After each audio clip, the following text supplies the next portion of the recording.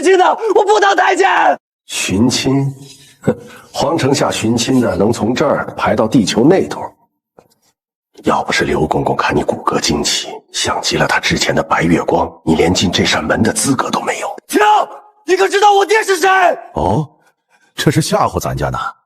在这紫禁城，除了万岁爷跟9000岁，咱家还没怕过谁。说来听听，你爹是哪位大人物？我爹是魏四，我娘叫兰娘，我拥有事物。哈哈哈哈哈！管你爹是魏四还是魏五，进了咱家这扇门，天王老子来了，你也得挨这一刀。完了，真要成太监了。魏四，谁刚才喊魏四？李公公，是这个不懂规矩的野小子。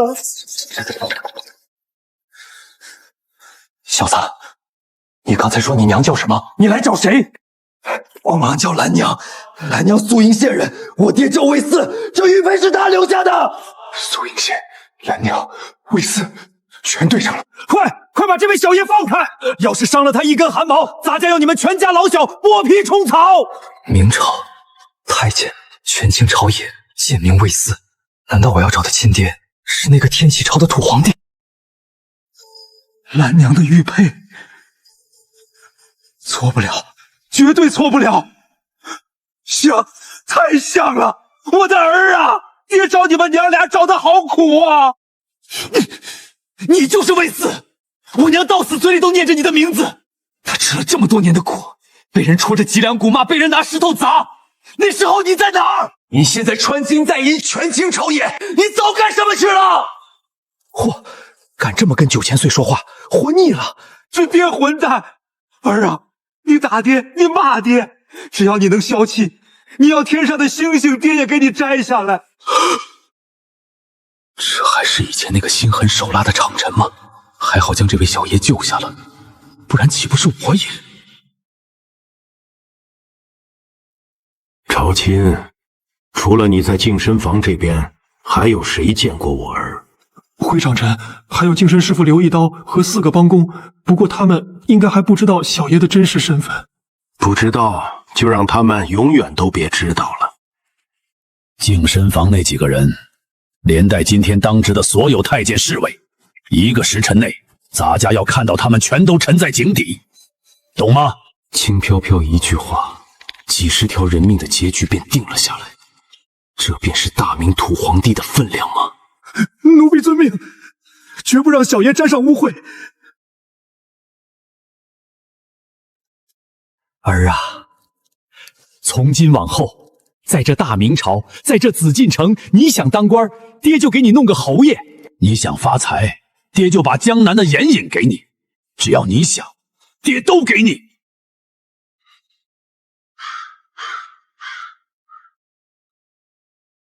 万岁爷驾崩了。天启7年8月，皇帝驾崩，接下来登基的是那个多疑刻薄的崇祯皇帝。老天爷让我拿了反派剧本，想让老子死，没门儿！爹，新皇帝要上位了，你的位置还能保住吗？我在城里的时候可是听人说，那个信王对你很不满啊。儿啊，晋升！今时不同往日，那不是信王，是新皇，是天。这话要是传出去，咱们9族都不够砍的。爹，你怕了？你当真以为现在当个缩头乌龟，等那朱由检坐稳了龙椅，就会饶你一命吗？你怎么敢直呼？你掌权这些年，杀了多少东林党人，贬了多少所谓的清流？老皇帝这块免死金牌没了，你猜那帮满口仁义道德的伪君子会放过你吗？爹知道，新皇一向看不上咱们这些验用。爹打算主动向新皇请辞，将东厂和锦衣卫的印笥全都交出去。爹，你那不是保命，是自掘坟墓。你若交出权柄，没了东厂的番子，没了锦衣卫的诏狱，到时候你拿什么跟那群饿狼斗？他不用你，是因为你是先帝的刀，他怕自己握不住。可他眼下刚刚登基，内有党争，外有辽东军饷告急，国库比你的脸都干净，他比谁都缺钱。而父亲您就是那个最肥、最该杀，也最好杀的钱袋子。你怎会对新皇的性情如此清楚？我在街上讨饭时，见过饿疯了的狗，为半块骨头都能咬死同类。这朝廷和街边的野狗，又有什么分别？狭路相逢勇者胜。爹，退一步就是万丈深渊，只有主动出刀才有活路。怎么？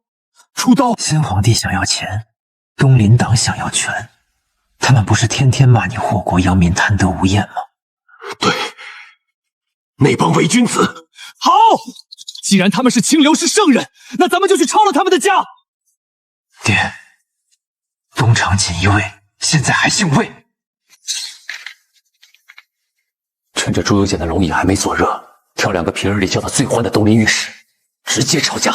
我要让新皇帝亲眼看看，他眼里那些两袖轻拂的忠臣，家里究竟藏了多少能让边军卖命的军将。让他朱由检看看，你到底有多大用处！新皇登基，阉党不夹着尾巴做人，反而要去主动抄东林党的家，这等同于向满朝文武宣战。爹啊，你不敢？放屁！哈哈哈哈！老子杀的东林狗都能在京城外堆成山了，无非是没刨过他们祖坟罢了。我儿，说你想抄谁的家？爹，我在街上时，曾被御史李彪还有都给申中薛国分府上的恶奴欺辱，我要他们死！好，就听我儿的！哈哈哈哈哈哈！程辰出大事了！慌什么？净身房的人没处理干净？不，干净了，全都陈警了。是司礼监的王体乾王公公，还有锦衣卫指挥使田尔成，他们被发现死在了偏殿，七窍流血，当场暴毙。什么？谁干的？是新王的人，还是东林党的死士？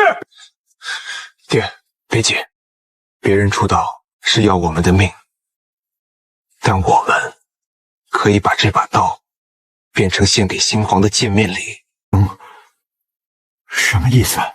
王体亨死了，司礼监掌印太监的位子空了；田尔庚死了，锦衣卫指挥使的位子也空了。新皇最怕你什么？怕我权柄滔天，他驾驭不中。对，现在你立刻上书，主动请新皇钦点人选接管司礼监和锦衣卫。朱由检初登大报，手下无可用之人，你主动让出2个天大的肥爵，他只会觉得你识时务，懂进退，从而对你放松警惕。而就在他放松警惕，东林党弹冠相庆，以为你魏忠贤行将就木，疯狂上手弹劾你的时候，咱们的东厂就带着从李彪和薛国万府里抄出的100万两雪花银，狠狠砸在他的龙书案上。我要让那位新皇帝明明白白的知道，满朝清流皆是废物，只有你魏忠贤这把不用在乎名声的快刀，才能替他从那帮道貌岸然的文官嘴里，把喂饱国父的银钱给撬出来。李朝卿，听见小爷的话没有？奴婢在。立刻调集东厂所有提刑，将李包和薛国官的府邸给咱家围个水泄不通，一只耗子都不准跑出去，就是掘地3尺，也要把银子给老子挖出来。奴婢遵命。儿啊，从今往后，爹都听你的，但你在宫里总得有个名分。你放心，净身之事无人知晓，你便是我新任的干儿子，跟在咱家身边伺候。爹，准备好吧，等上朝的时候，咱们爷俩去给那位新主家送一份他永世难忘的登基大礼。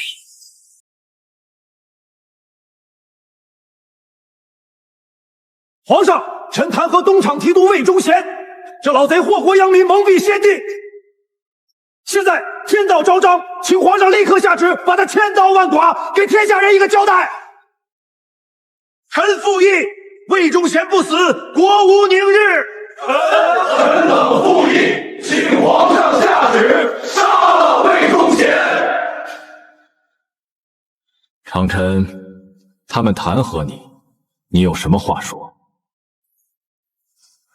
你们这帮东西满嘴江山社稷，咱家就问你们一句：辽东的兵5个月没拿到饷资了，京城的国库连10万两银子都拿不出来。你们这些国家的栋梁，谁愿意掏空家底给国家救急？哼，我们当官的俸禄就那么点儿，哪来的钱？倒是你这烟货贪了那么多，富可敌国。说得好，皇上，这是臣昨晚抄了都别用薛国官御史李彪的家搜出来的，请皇上过目。魏忠贤好大胆子！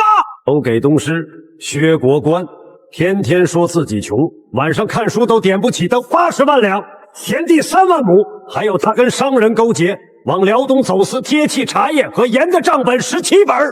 御史李彪经常上奏说他老婆晚上织布补贴家用。臣在他京城外头的别院枯井里挖出黄金1万两，白银40万两，井底下还有个暗室，关着的女人有15个。皇上，这就是口口声声为国分忧的清流啊！他们随便一个人的家底就够辽东大军吃3年饱饭。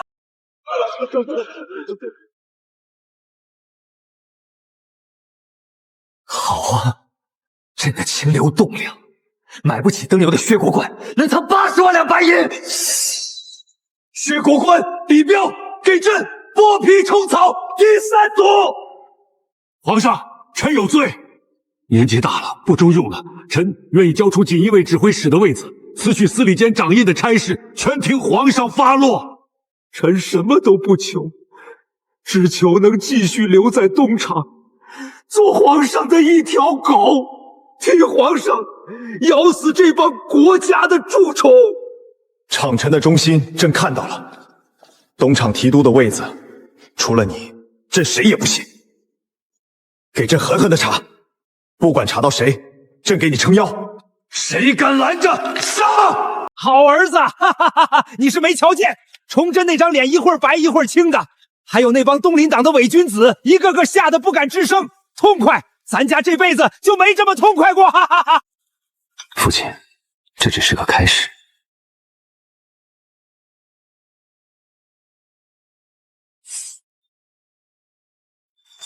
儿啊，你说。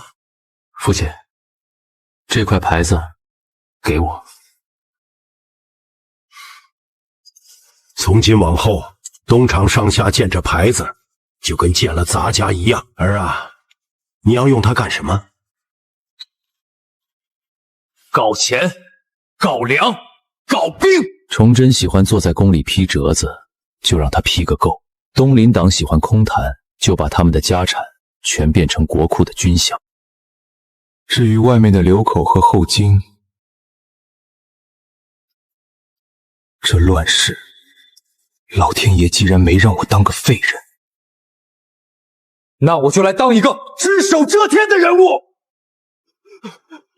长公，不好了！慈庆宫那边，怡安皇后派人来传话，说怡安皇后有旨，点名要您新任的这位小爷马上去见他。你就是魏忠贤新任的那个干儿子。魏国当见过娘娘。好大的威风！见本宫敢不跪？魏忠贤就是这么教你规矩的。娘娘让所有人都退下，应该不是为了跟我说规矩。外面风雪大，娘娘有什么事直说吧。前几天净身房的管事刘一刀，还有4个下手的小太监，都淹死在井里了。李朝卿报来说是失足落水，这种鬼话，小孩都骗不了。宫里天干物燥，许是他们晚上打水没站稳。娘娘要是觉得不对，可以锦衣卫查探。本宫当然查了。本宫在净身房外面安插了一个倒夜香的老太监，他亲眼看见李朝卿一脚踹开残狱的门，把你从里面背了出来。1个时辰之后，刘一刀5个人全死。从你进蚕室到被背出来，不到1炷香的功夫，这点时间连烧旺炉火都不够。魏伯当，你的根还在吧？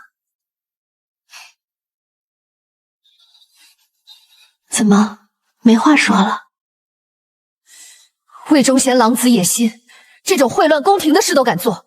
只要本宫把这事告诉皇上，你们这群阉党有一个算一个，全都得凌迟。不过本宫心善，不想杀那么多人。本宫给你指条活路，从今天起，你就是本宫安插在魏忠贤身边的一双眼睛，一条狗。东厂有任何动静，魏忠贤见了谁，说了什么，你都得一字不差的报给本宫。一条狗？只要你听话，本宫不但保你性命，还保你平步青云。等魏忠贤倒了，这东厂提督的位子给你也不是不行。怎么样？放肆！你笑什么？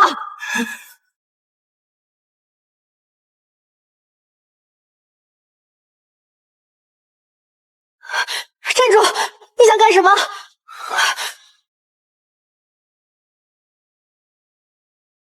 娘娘以为抓住了我的把柄，就能号令东厂。你去告发，你现在就去告诉皇上，说魏忠贤弄了个假太监进宫。你猜，皇上是先杀魏忠贤，还是先除了你？简直是笑话！本宫是先帝皇后，有应立之功，皇上敬我重我，为什么要杀我？敬重？朱由检是什么人？娘娘心里真没数吗？皇上生性刻薄，最讨厌的就是别人分他的权。娘娘，您在天启朝名声那么好，满朝文武，尤其是东林党那帮人，简直把您当救星。这次新皇登基，您又是头功，在天下人眼里，不是他朱由检继承皇位，是您张宝珠把这皇位赏给了他。一个新皇帝，头顶上压着一个威望比自己高的皇嫂。这位皇嫂还不安心待在后宫，想把手伸进东厂。娘娘，您说皇上晚上睡觉会不会梦见您学武则天垂帘听政？你胡说！本宫从没想过干政，你这是挑拨！您想没想不重要，重要的是皇上觉得您想了。您现在跑去跟皇上说，您派人监视东厂净身房，皇上绝不会夸您一句为国除害，他只会觉得您张宝珠的手伸得太长了。后宫妇人监视厂卫，你想造反吗？那又怎么样？大不了本宫不要这虚名，只要能除了魏忠贤，除了你们这群国贼，就算被皇上猜忌，本宫也认了。娘娘说的真好听，为了东林那帮伪君子，连命都不要了。可是娘娘，您不怕死？您老家太康县伯爵府上上下下100多口人，你也弃之不顾。你这话什么意思？自己看。这东西是天启5年太仓的账目，太康王张国际，也就是娘娘您的亲爹，贪了官银10万两。不可能，父亲他怎么敢动太仓的银子？所谓假太监，您手上没证据，可我手里这本账却是能让太康庄府血流成河的铁证。现在娘娘觉得我们俩到底是谁捏着谁的命？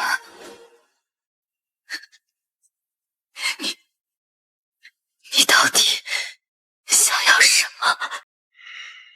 奴婢魏忠贤求见皇后娘娘。长公，娘娘已经歇下了，您不能。瞎了你的狗眼！咱家给娘娘送参汤，你也敢拦？娘娘，听见了，我这干爹脾气向来不算好。你赢了，说吧，你到底想要什么？早这样不就好了？你娘娘觉得这后宫的日子好过吗？天启爷在的时候，您是正宫皇后；现在呢，崇祯登基，您是义安皇后。说的难听点儿，就是个寡嫂。周皇后是什么人，您比我清楚。小肚鸡肠，贪财护短。皇上生性多疑，周皇后更是恨不得把后宫全变成她自己的人。您住在慈庆宫，名义上尊贵，实际上呢，您的一举一动，怕是都有不少人盯着吧？您以为退让，皇上就会记着您的拥立之恩？错了，在皇上眼里，只要您张比度还活着，只要外面的东林党还捧着您，您就是皇上的一个心病。你到底想说什么？我呢，想跟娘娘做一笔买卖。跟我做买卖？我要娘娘在后宫帮我挡掉一些麻烦。你疯了！想把我拉进你们阉党的阵营？我们的阵营？娘娘觉得现在的朝堂上除了我们，还有谁能救大明？靠那些满口仁义道德的东林党，他们除了拉帮结派，在江南老家捞钱占地，还会干什么？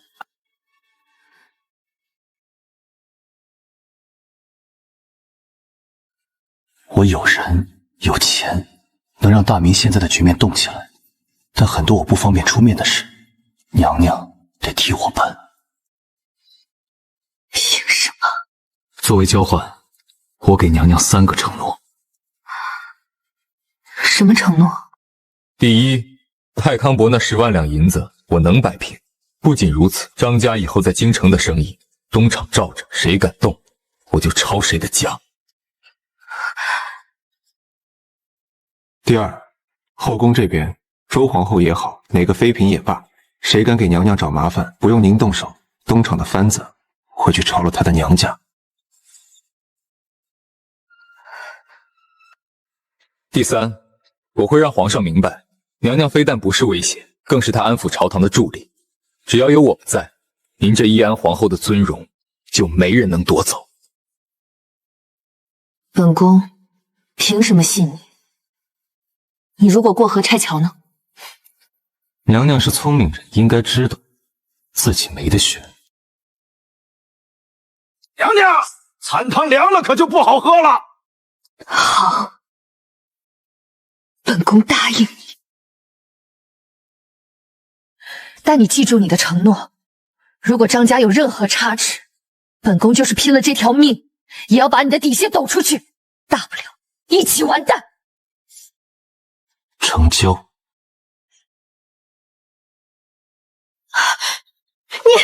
娘娘，我干爹在外面闹了这么一出，总得有个收场的理由，就当是娘娘赏我这晚辈的见面礼。有了他，外面的那些嘴才能闭上。拿走，快滚！再不滚开，咱家可就不客气了。长公饶命，娘娘有令，谁都不能打扰。我们要是放您进去，是死罪啊！死罪？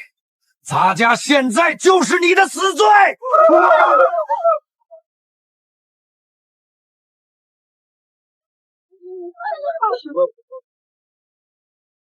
当儿，那女人没把你怎么样吧？劳干爹挂心了。皇后娘娘仁慈，叫我这做晚辈的刚进宫，特意叫我来鼓励了几句。娘娘还说，咱们在前面替皇上办事辛苦，特意赏了这先帝爷留下的宝贝，给我压压惊。哎呦，皇后娘娘真是菩萨心肠，老奴替这不成器的干儿子谢娘娘隆恩。臭小子，你可吓死我了！你要是在里面出事，我明天就带人抄了张家，让他们给你陪葬。爹，放心，张宝珠现在是我们的人了。你拿太仓银的账本去威胁他了？这招够狠！哈哈哈！太康伯那个老样搂钱的时候胆子大，这下要吓破胆了。张宝珠只要不蠢，就该明白，跟着我们，比指望那些只会说空话的东林党要可靠得多。儿啊，你这步棋虽然险，但是真妙。有他在后宫给你打掩护，以后你在宫里办事就方便多了。周皇后那个女人再敢找事，也有张宝珠顶在前面。爹，后宫暂时稳住了，但朝堂上的事才刚开始。李彪和薛国官的家抄了，银子也摆在了崇祯面前。可凭他那个多疑的性子，绝不会就此完全信我们。东林党那帮人现在肯定在商量怎么对付我们，我们不能给他们机会。薛国官和李彪是栽了，可江南那帮老狐狸根基还在。明天一上朝，那帮人反应过来，他们的唾沫星子都能把咱淹死。皇上刚登基，最在乎名声，万一有人玩什么撞珠子死劲，皇上为了堵天下的嘴，肯定拿咱当替罪羊。爹，你还真怕他们写折子弹劾？咱是怕皇上的心思，只要有人把命豁出去，皇上一准得把咱踹进死人坑。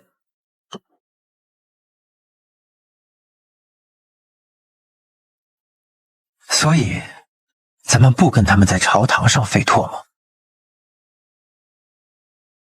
那是他们的地盘。这帮人读了一辈子圣贤书，咬文嚼字，咱们弄不过。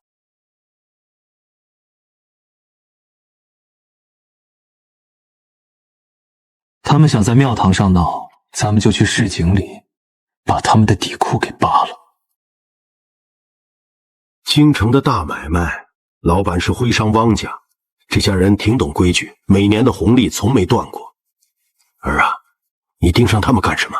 那点银子也就够打发要饭的。爹，你真觉得这买卖姓汪？汪家就个干脏活的，京城70%的官仓粮食全打他们手里过。灾年一到，他们就拿钱打通户部的关节，把官仓里的便宜粮换出来，再加价卖给百姓。这背后的主子是常熟钱谦益。钱谦益，那个满口仁义的老东西！这银号的本钱有一半是江南那帮乡绅的赃款，拿出来放高利贷，逼得人家破人亡。背后的东家是户部侍郎侯勋。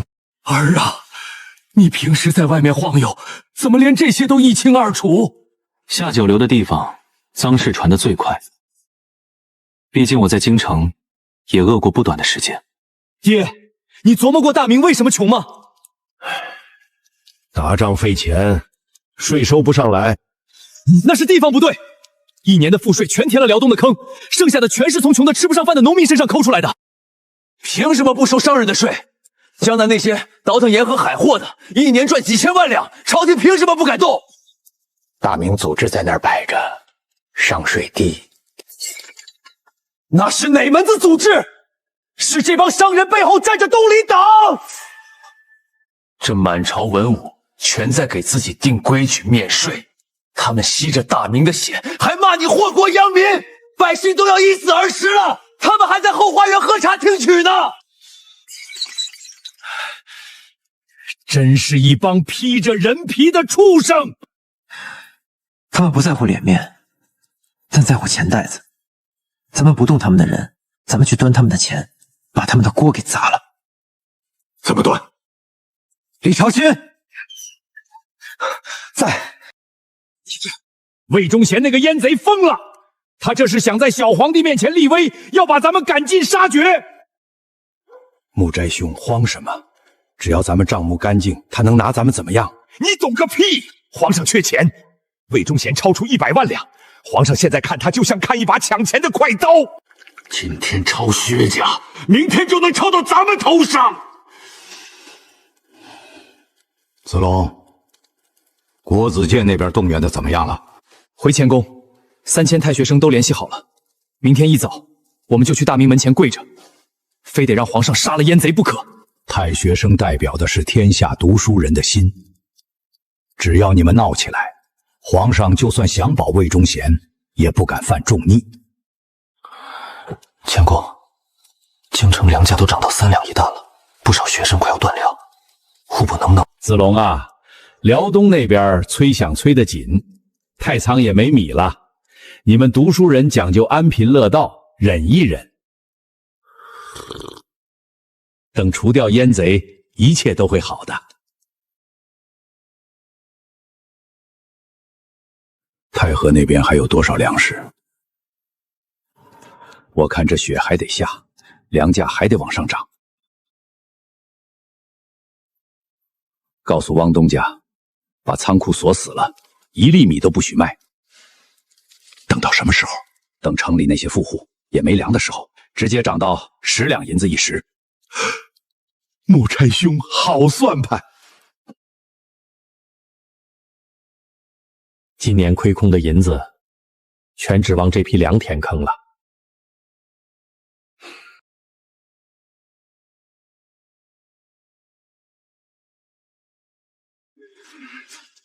老大，这都是重金挑出的死士，真正从辽东死人堆里爬出来的军痞，10倍安家费，买下他们仅剩的时日，这辈子最后的价值，用命给妻儿换个富贵。随我出发，死谏皇上，诛杀阉贼！诛杀阉贼！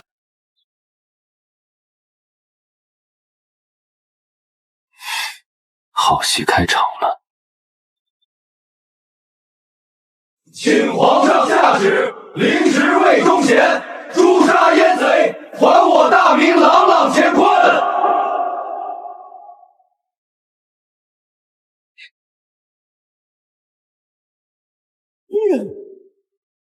这帮酸腐文人贱奴犯边，他们念诗作对；国库空虚，他们哭穷喊苦。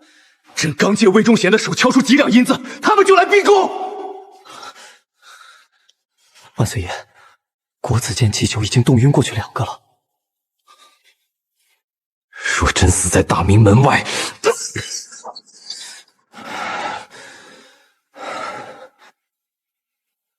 王承恩，奴婢在。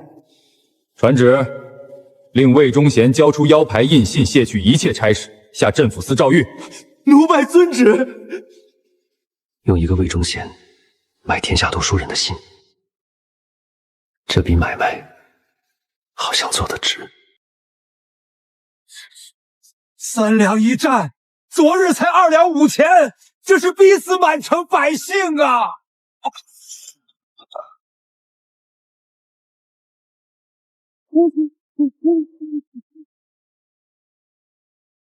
没钱就滚！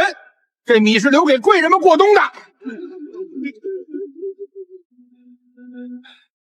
掌柜的，我们从辽东退下来的，5个月没发军饷，弟兄们饿了3天，给口平价粮。呸！辽东退下来的，拿着朝廷的军饷，没把鞑子杀干净，还有脸回来讨饭？时间好，我们给大明卖过命，这腿是被后金战马踩断的。老娘等米下锅，给一声粗糠也成。滚蛋！你们这群废物就是白吃干饭的猪猡，死在辽东才好，活着就是浪费粮食。给我打！砍死这帮贼配军！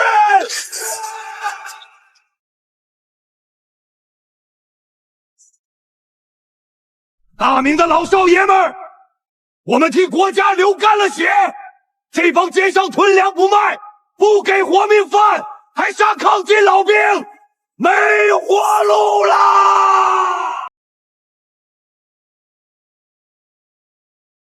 先生打死抗金英雄了，横竖都是饿死，抢粮啊！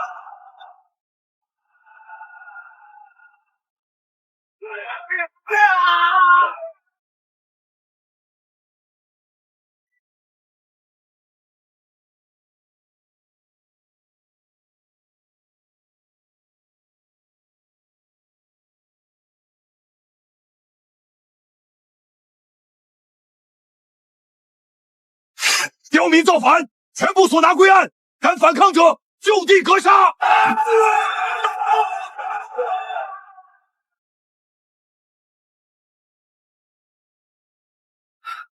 大人，死了一个，据说是辽东退下来的老兵。哼，什么老兵？分明是趁火打劫的流寇刁民。皇上正为太学生死谏烦恼，京城绝不容许再出乱子，统统押回大牢，严刑拷问。那怎么定性？逼他们画押，就说是魏延余党指使的暴乱。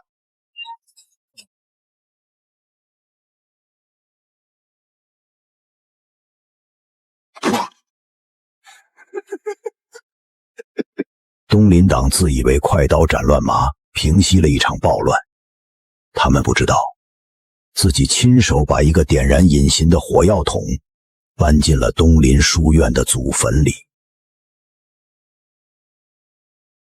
小爷，东城乱了，顺天府尹把人全抓进了大牢，定性为流口作乱。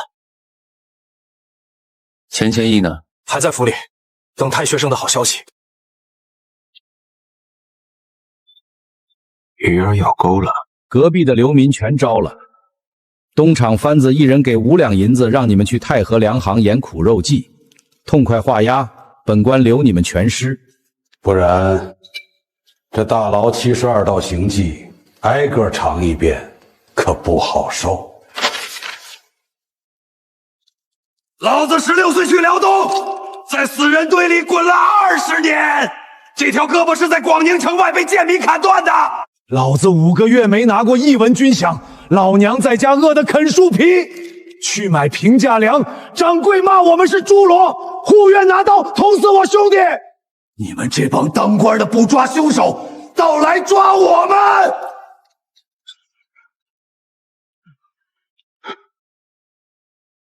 愣着干什么？打！大人，他们身上的伤，真是边军。放肆！区建议敢质疑本官！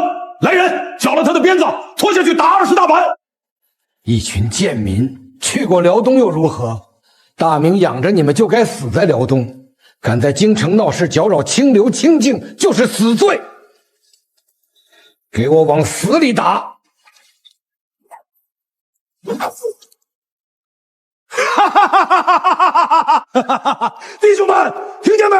这就是咱们拿命保的大明官员，骂咱们是贱民，宁可把粮食藏着喂老鼠，也不给咱们吃一口。州官，你们不得好死！两行打死抗击英雄，老天瞎了眼。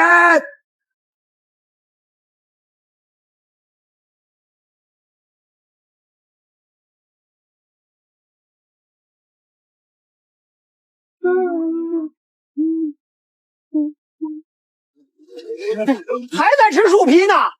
太和粮行后院堆着4万担精米，快放发霉了也不卖。谁藏的？东林党，钱谦益、顺天府尹跟他们穿一条裤子。今早几10个辽东退下来的老兵去讨饭，被护院活活捅死在街上。我不信，钱大人是好官，太学生还在大明门外给他情愿。好官，太和粮行1石米卖3两银子，他家里的狗顿顿吃肉，你在这啃树皮。去大牢瞧瞧，顺天府把讨饭的老百姓全抓了，正上大刑呢。老子一家5口饿死仨，还怕反口？砸了那帮狗官的宅子，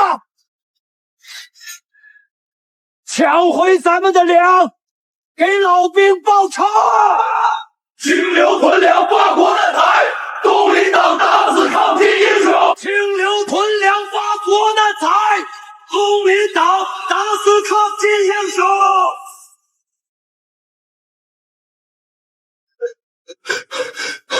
少爷，不好了！慌慌张张，成何体统？大门外被百姓围了，成千上万的人把这条街堵死了。有贼钱谦益，滚出来！杀人偿命，打开米仓！顺天府呢？5城兵马局呢？快去叫兵马师镇压流民！出不去啊，少爷，后门也堵死了，正往院里扔东西呢。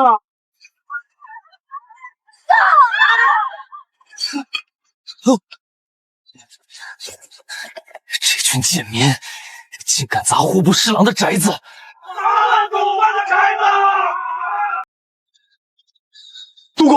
小爷全乱套了。顺天府大牢差点被先抵，李邦华躲在后堂不敢露面，外城2万百姓围死顺天府和前府，大门砸烂了一半，5成兵马师缩在营房里，根本不敢管。哈哈哈哈！好痛快！儿啊，这招釜底抽薪真绝了！一夜之间没动东厂一兵一卒，仅靠流言和死士，把满朝文武的祖坟刨了个底朝天。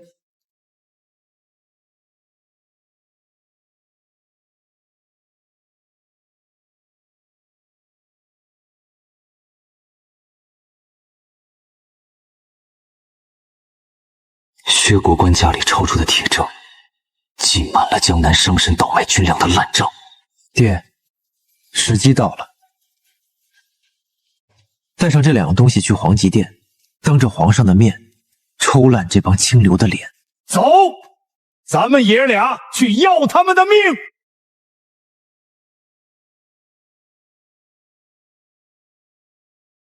魏忠贤接旨，皇上口谕。司礼监掌印魏太监结党营私，激怒太学死谏，即刻处夺一切职务，摘去东厂提督腰牌，押入诏狱听候发落，随行亲党一律所拿。王公公，麻烦回去转告皇上，魏公公现在去不了诏狱。你敢抗旨？外面几万老百姓正在攻打顺天府，整个京城马上就要化作一片血海。抓了魏公公，谁来给大明朝续这口气？王公公，外城2万百姓已经围了顺天府和前府，5成兵马厅闭门不出。此时若拿了魏公公，谁去堵那个口子？你吗？暴民一旦冲破外城，承天门不过几里路，那不是乱子，是一条根本堵不上的裂缝。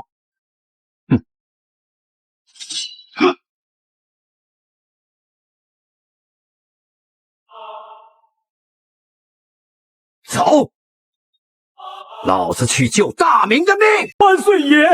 大明门外3000国子监太学生跪了2个时辰，国子监祭酒大人年过7旬，生生冻晕在雪地里。他们是天下读书人，是大明的文脉。阉党乱政，天怒人怨。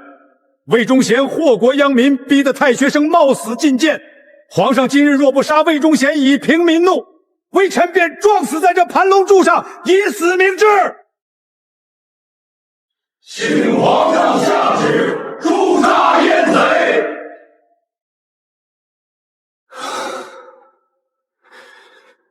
你指司礼监掌印太监？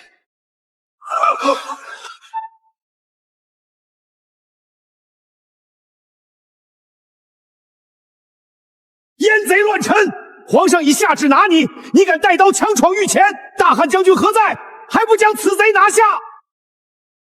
魏公公，你的末日到了，天下人的唾沫今日就能淹死你！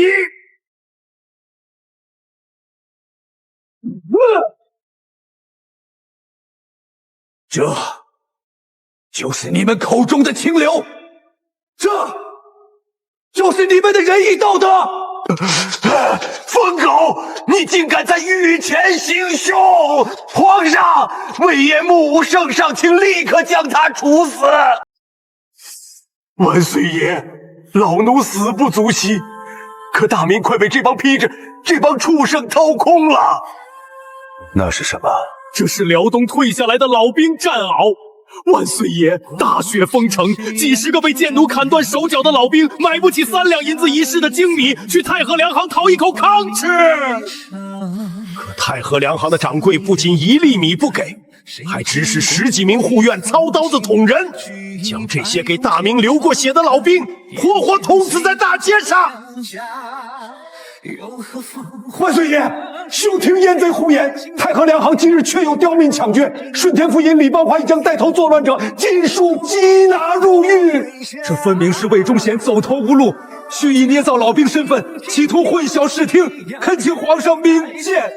万岁爷，这是今晨卯时东厂在顺天府大牢的清点记录，被关押者共计463人，皆为京城平民，无一人有流寇案底。内有老兵71名，其中失去4肢者39人，全部经部发放的退役文书。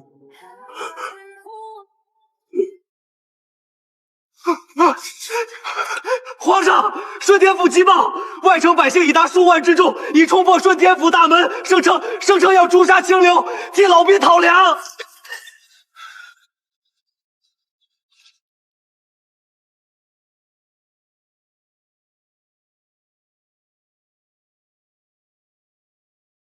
皇上，臣对太和粮行之事确实不知情。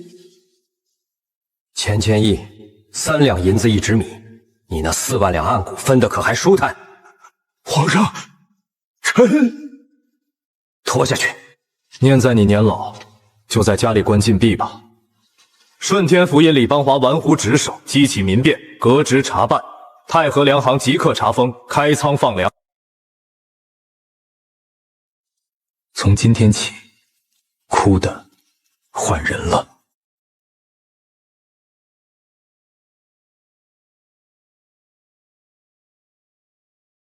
只要扳倒魏忠贤，保住钱大人这些清流国贮，大明就有救。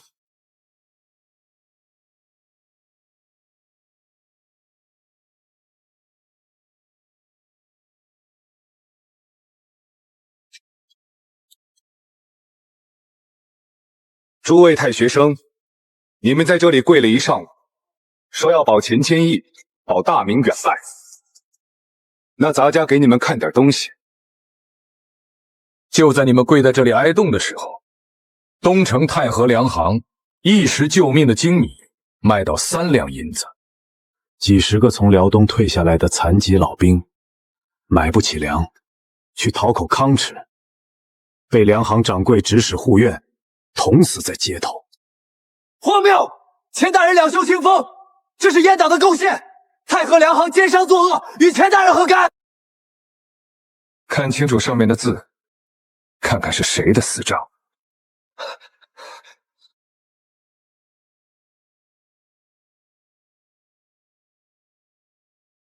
诸位，这就是你们护的好文戏，这就是你们保的好清官。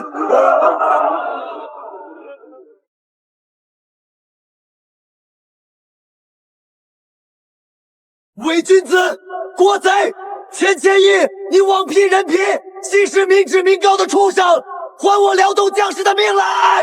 诛杀国贼钱谦益，严惩奸商，开仓放粮。好啊，好一个两袖清风的户部侍郎！传旨，钱谦益、侯勋等人剥夺一切虚职，罚俸3年，闭门思过。东厂即刻出动，查封太和粮行，所有存粮全数收入太仓，谁敢阻拦，按谋逆论处。痛快！哈哈哈哈哈哈！4万石全进了咱们的手里，皇上那边、老百姓那边这一局没有输家。爹，别高兴太早了，这局不是赢透了吗？4万担，京城100多万张嘴，加上大明门外那3000嗷嗷待哺的太学生，你算算，够吃几天？钱谦益算什么？他不过是江南商盟养在京城里的一条看门狗。咱们今天砸烂了太和粮行，扒了钱谦益的官府，但这4万担不过是那帮人的9牛1毛。刚到的消息，从通州到京城的大运河，原本该进京的漕粮船全停了，狗被打废了，主人要亲自咬人了。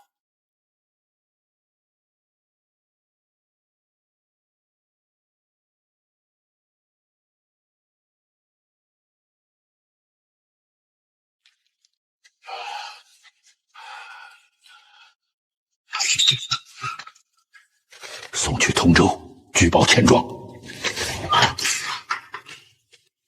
这局棋才刚刚开始。爹，银票咱们收了，这蜡丸嘛，派个人快马加鞭替钱大人送到通州。哎，使不得！你脑子进水了？这可是催命符。一旦这东西到了江南商盟手里，京城的粮道可就真的断干净了。不断干净，怎么逼他们把底牌全亮出来？再说了，粮道断了，着急的是崇祯，是京城百官，不是咱们。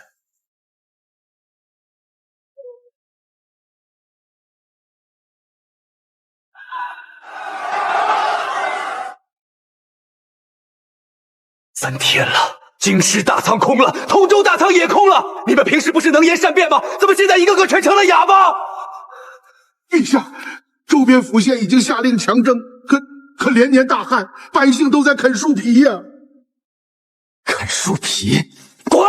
都给朕滚出去！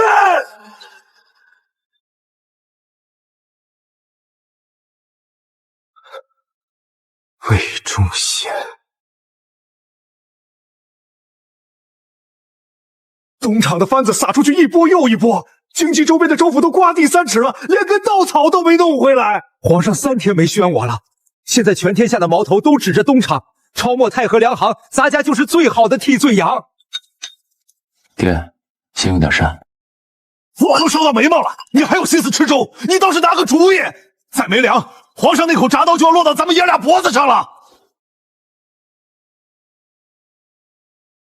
抢是抢不来粮食，爹，让我去见皇上。你疯了！你忘了自己是什么身份？你是假太监。崇祯生性多疑，要是他起疑心查验，爹，你觉得现在的皇上眼里除了粮食还有别的东西吗？快饿死的人，只要你能给他个馒头，他不管你是神仙还是恶鬼，谁能给他粮，谁就是大明朝的救命恩人。皇上不仅不会查我，他还会亲手替我挡掉所有想要查我的人，因为只有我能让他继续坐稳那把龙椅。你有把握？有，但我必须站到皇上面上去，把粮食变成我手里的刀。奴婢魏忠贤叩见万岁爷。满京城揭不开锅，你是来瞧朕的笑话？万岁爷息怒，老奴死罪。老奴是来献计的。献计？你东厂抄家灭族那套把戏，早把江南商盟惹急眼了。现在江南一粒米都不肯北上，你还能从哪家抄出余粮，填饱经济100万商代？奴婢有一计，不费朝廷一兵一卒，可让江南100万刀粮食1月内主动送进京城。你再说一遍！奴婢能让江南的米自己长腿走到京城来。江南商盟铁了心断朕粮道，你个黄口小儿敢在朕面前大放厥词！万岁爷饶命！这小子不知天高地厚。陛下，江南商人抱团断粮，图的是什么？无非一个利字。他们拿京城100万区民的命做筹码，逼陛下低头，就是想把米价抬上天。既然他们要利，咱们就扔一个天大的利出去，讲下去。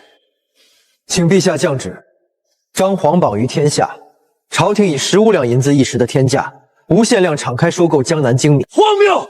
一石15两，还要无限量？你当朕不知道户部是个空盒子？朕拿什么付钱？陛下，皇榜上只需再加8个字。哪8个字？货到通州，当场现劫。拿朝廷信誉空手套白狼。若江南粮商真把米运到通州码头，朕却付不出银子，天下人如何看朕？朕岂不成了失信于民的无道昏君？陛下多虑，我们并非空手。魏公公执掌东厂多年，司库里总能挤出10万两现银。你小子可别后悔，这可是你爹给你留的老婆本啊！用这笔现银买下第一批进京的粮食，全场白银现劫，敲锣打鼓放风声，此乃千金买马骨。江南商人皆属恶狼，闻见15两一石的血腥味，看到有人真金白银落了袋，他们绝对会发疯一样涌向京城。陛下，当全天下的粮商为了这15两的暴利砸锅卖铁，甚至举债收粮，拼了命把船开进运河，当京城所有的粮仓，通州的每一个码头，连大街小巷堆满无处安放的米，粮多如山，3天便会发霉生虫，运费高昂，他们连回城的盘缠都不够填窟窿，您觉得那时候的米价还会是15两吗？到那时，是他们跪在午门外，哭着求朝廷收粮。定价几何，何时结清，全凭陛下一句话。绝世毒气。好，朕给你这个机会，即日起亲自东厂理行千户之职，专办收粮一事。1个月内，朕要看到江南的米堆满通州。办砸了，你和魏忠贤就去菜市口凌迟，朕绝不容情。奴婢领旨。爹，那10万两，今晚就得提出来。就这么划出去了？李朝卿在。第一条，走通政使司官方渠道，各地照常张贴15两一石。第二条，走东厂岸线，在扬州码头、苏州绸布行、杭州茶馆散播消息，或到通州现银结清，先到先得，数量不限。第三条，找几个惯会嚼舌根的小贩，去扬州商会门口闲聊，说有人打听到内廷另有加价，真正出价是20两，15两不过是对外说法。第三条是什么意思？让他们自己吵起来。有人信15两，有人信20两，有人觉得全是假的。吵得越凶，消息传得越快，最后信的人反而越多。儿啊，若江南商盟识破了事迹，他们识不破。圣旨是真的，皇榜是真的，15两一石是真的。东厂的10万两备在通州码头，结第一批换款时当场点数，一文不少。每一样都是真的。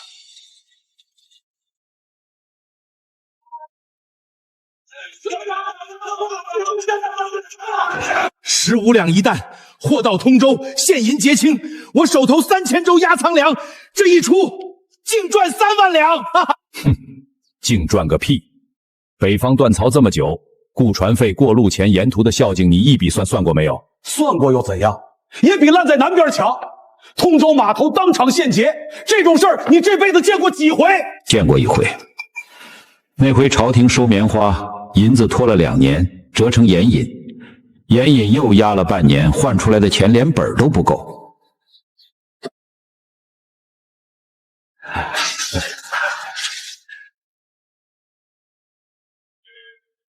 苏州来的消息，郑家昨晚调货了，凑了5000正，明早出发。郑家，苏州最大的粮行，从不做亏本的买卖。我调1万两，仓库里的货全押上，运河码头的船位先给我留5条。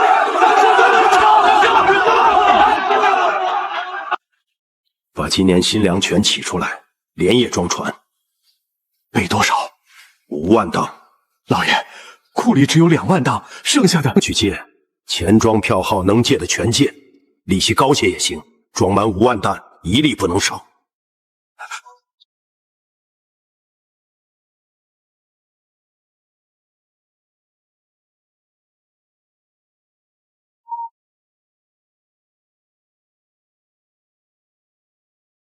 小爷，截至今早，已出发的运粮船2700艘，粮食总量估算40万担。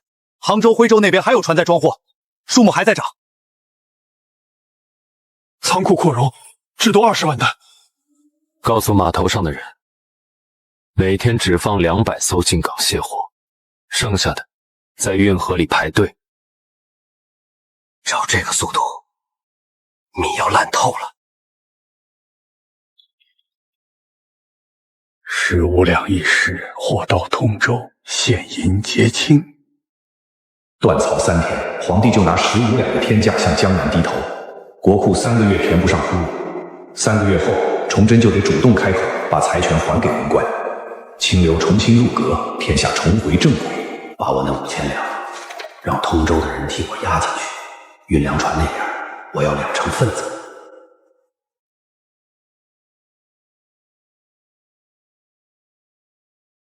他押进去5000两，要2成份子。小爷，要不要让他押？但是把他押住的那批船安排在最后一批进港，钱大人这5000两会烂在湍州的码头上。小爷，还有一件事，今天东厂岸线在扬州接到一封信，从赵玉里出去的，不是钱谦益那条线，什么信？是个东林党人往外传的，说有人察觉皇榜是个局，要让商盟的船在通州以外的码头靠岸，绕开东厂眼线，私下脱手。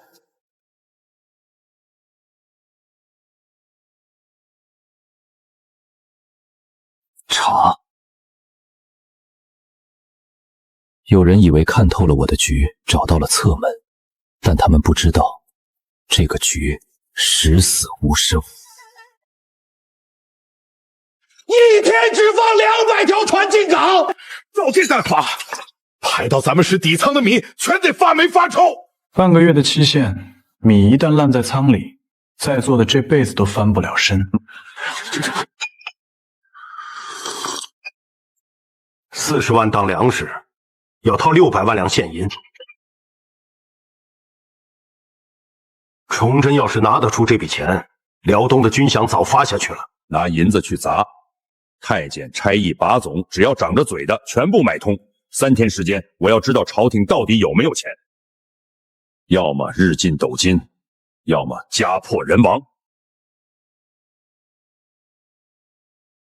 小爷，江南商盟派了3拨人进京，扬州、苏州、杭州全齐了，全挤在通州码头撒银子，逮着差务就打听国库的底线。有钩了。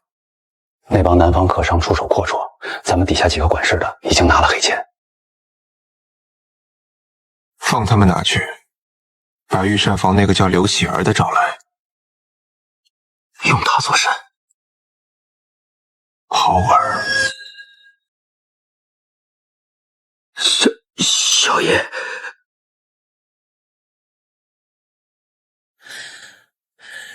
把它吃了，吃完去通州码头走一趟。有人会拿银子买你的话，就说皇上掏空了内堂，把里头的金砖全拉到了通州大营，准备建粮给京。内拿黄金，这是掉脑袋的皇家秘闻。放心吧，你的家人他们会过得很好的。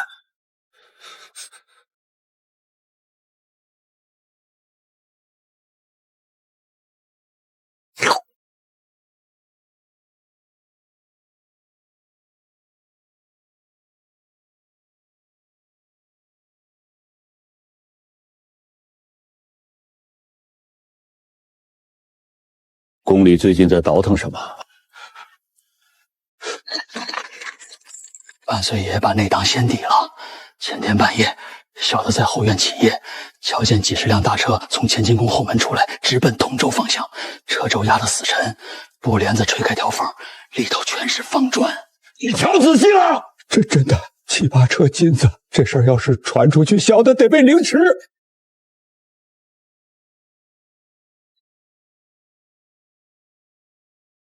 找个人处理了他，干净一些。崇祯小儿真舍得拔毛，黄金顶算，1两抵10两白银，这买卖稳赚不赔。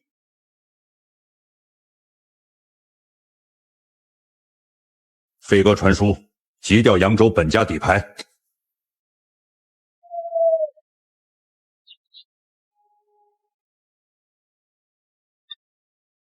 小爷，胡掌堂信了，当场给扬州周宏伟发信加码。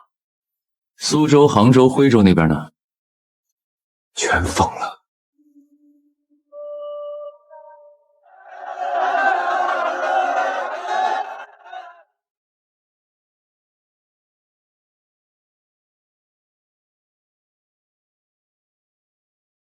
咱们运河上卡着的船已经超过4000艘了，70万担粮食，4000艘船，这是要江南豪门的命！爹，局已经成了，3天后开闸放行，米价暴跌。你想让他们跌到什么地步？跌到他们上吊都没钱买绳子。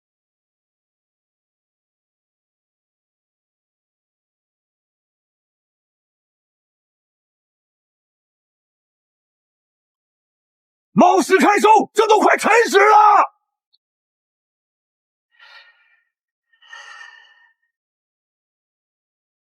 会长，大仓早塞死了，你们的粮食自己找地方搁去。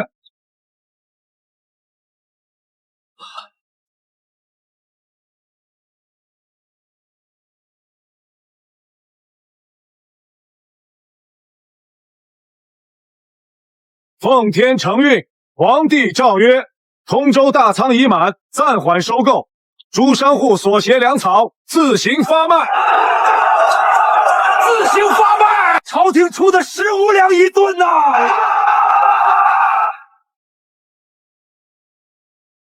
再往前冲撞官衙，按谋逆论。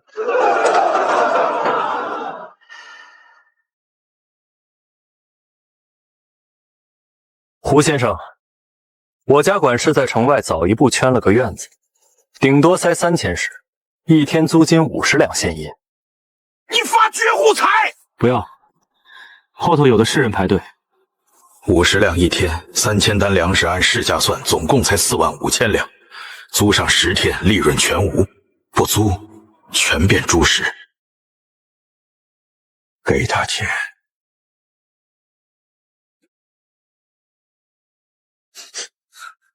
东家出事了，城里头开始抛粮了。前头进港的商户拿着东厂现银结算单，正按10两1尺往外砸货。9出13归的栗子钱，成本价逼近9两，10两一单往外卖，连运费都填不平。进城！净币10两，不挂账，有现银。10两的口子一开，价格彻底失守。禁售，净币8两，5两，只要拿现银来，5两1石全拉走。挂3两，3两，连运费都填不进去，咱们几家借了300万两的栗子钱啊！不过，连买棺材的钱都没了。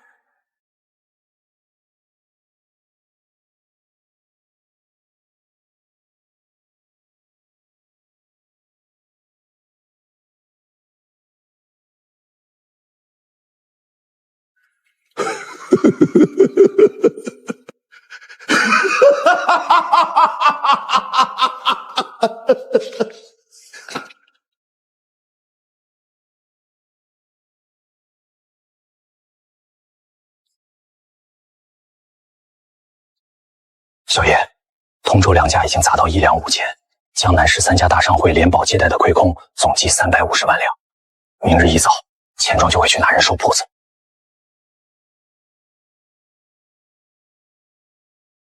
明日卯时，东厂开仓底价收粮，每石5钱。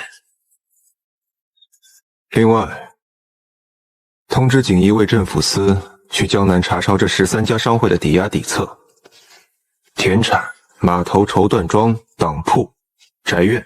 既然他们还不上钱庄烂账，那朝廷出面帮他们清算，所有抵押物按市价30%作价，全部收归内土。市价30%，硬吃江南半壁江山的实业。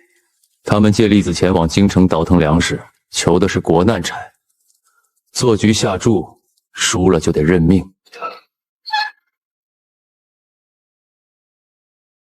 东林党的金库被你掏干了，可万岁爷那边，万岁爷要的只是银子和粮食，我没花1文钱，解决了京师半年之需，顺手敲出江南几百万两实业田产交进宫里，皇上只会赏我。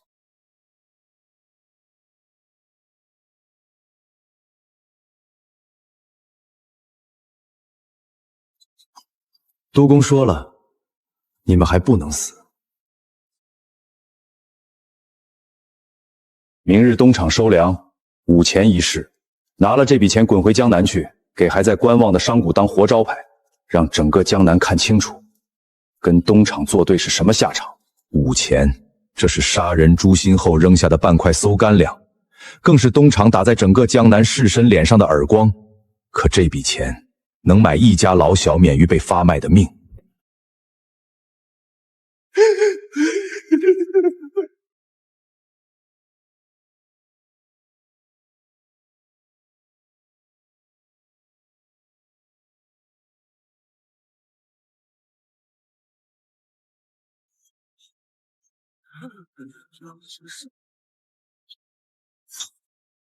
奉天承运，皇帝诏曰：查江南商户暗劫建州死珍走私铁器，图谋以煤粮重杀金营，论罪当诛。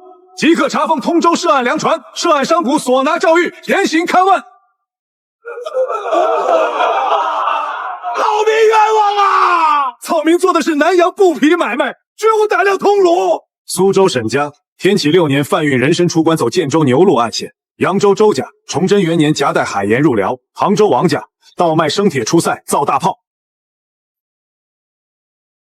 那位魏督公要的根本不是饼夷物价，他要这4000艘粮船，要13家商会的家产，更要我们项上这颗人头。老民愿捐全部身家，求朝廷开恩，留条活路啊！粮本就是大明的粮，银也是大明的银。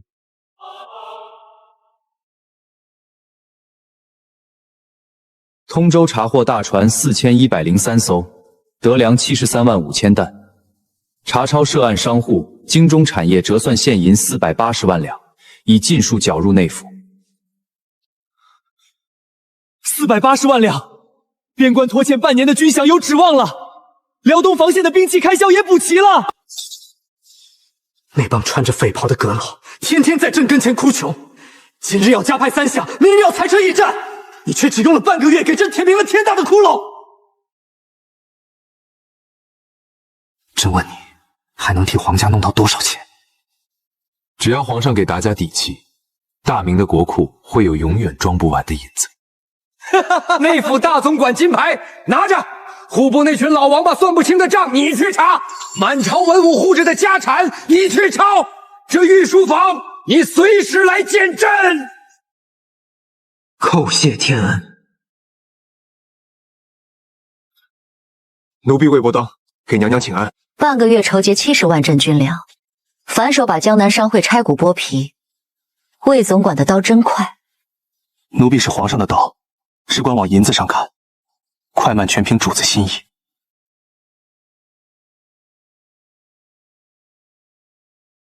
本宫提审了内务府净身房的老人，你进净身房没多久，里面的人都死了。小魏子，你到底是怎么回事呢？你到底净身了没有？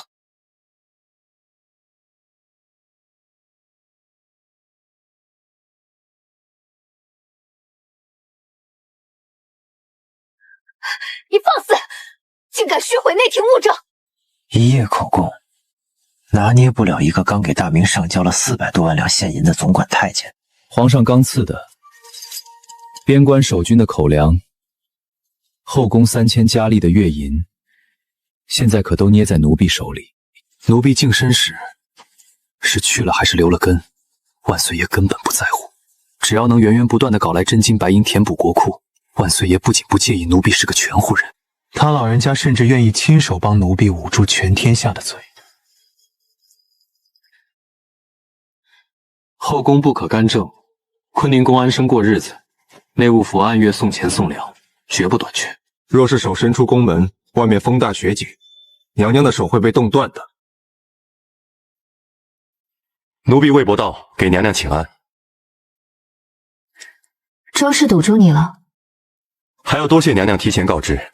不必，你我之间是交易。娘娘说的对。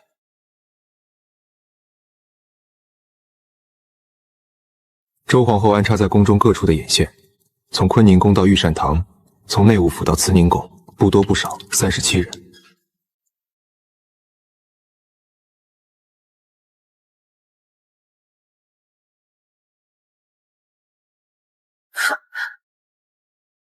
这不是名册，这是写给后宫37个人的判词。你3日之内，名单上的人会因各种意外消失，或发配，或杖毙，或暴病。届时，坤宁宫就是一座孤岛。你就不怕本宫拿着他去万岁爷面前告发你？娘娘不会，因为娘娘比谁都清楚，在这座皇宫里，您别无选择。周皇后恨您入骨，崇祯对您的客气是做给天下人看的仁德。满朝那帮清流巴不得您这位天启朝的符号早点消失。娘娘，您告诉奴婢，除了我，您还能信谁？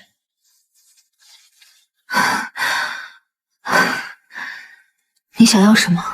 奴婢要娘娘做我的眼睛和耳朵，后宫的风，崇祯的喜怒，周氏的动静，我要第一时间知道。就这些？就这些。娘娘放心，奴婢从不让盟友吃亏。张家在江南的生意，我会关照。宫中的份例，内务府会加倍奉上。至于娘娘的地位，等奴婢掌控东厂与锦衣卫，周皇后想动您一根头发，也得问奴婢的刀答不答应。奴婢魏博道叩见万岁爷。查得如何？奴婢斗胆，连夜核算了户部近3年的账目，请万岁爷预览。户部尚书毕自言，天启7年至崇祯元年，经手军饷白银430万两，食道320万两，亏空110万。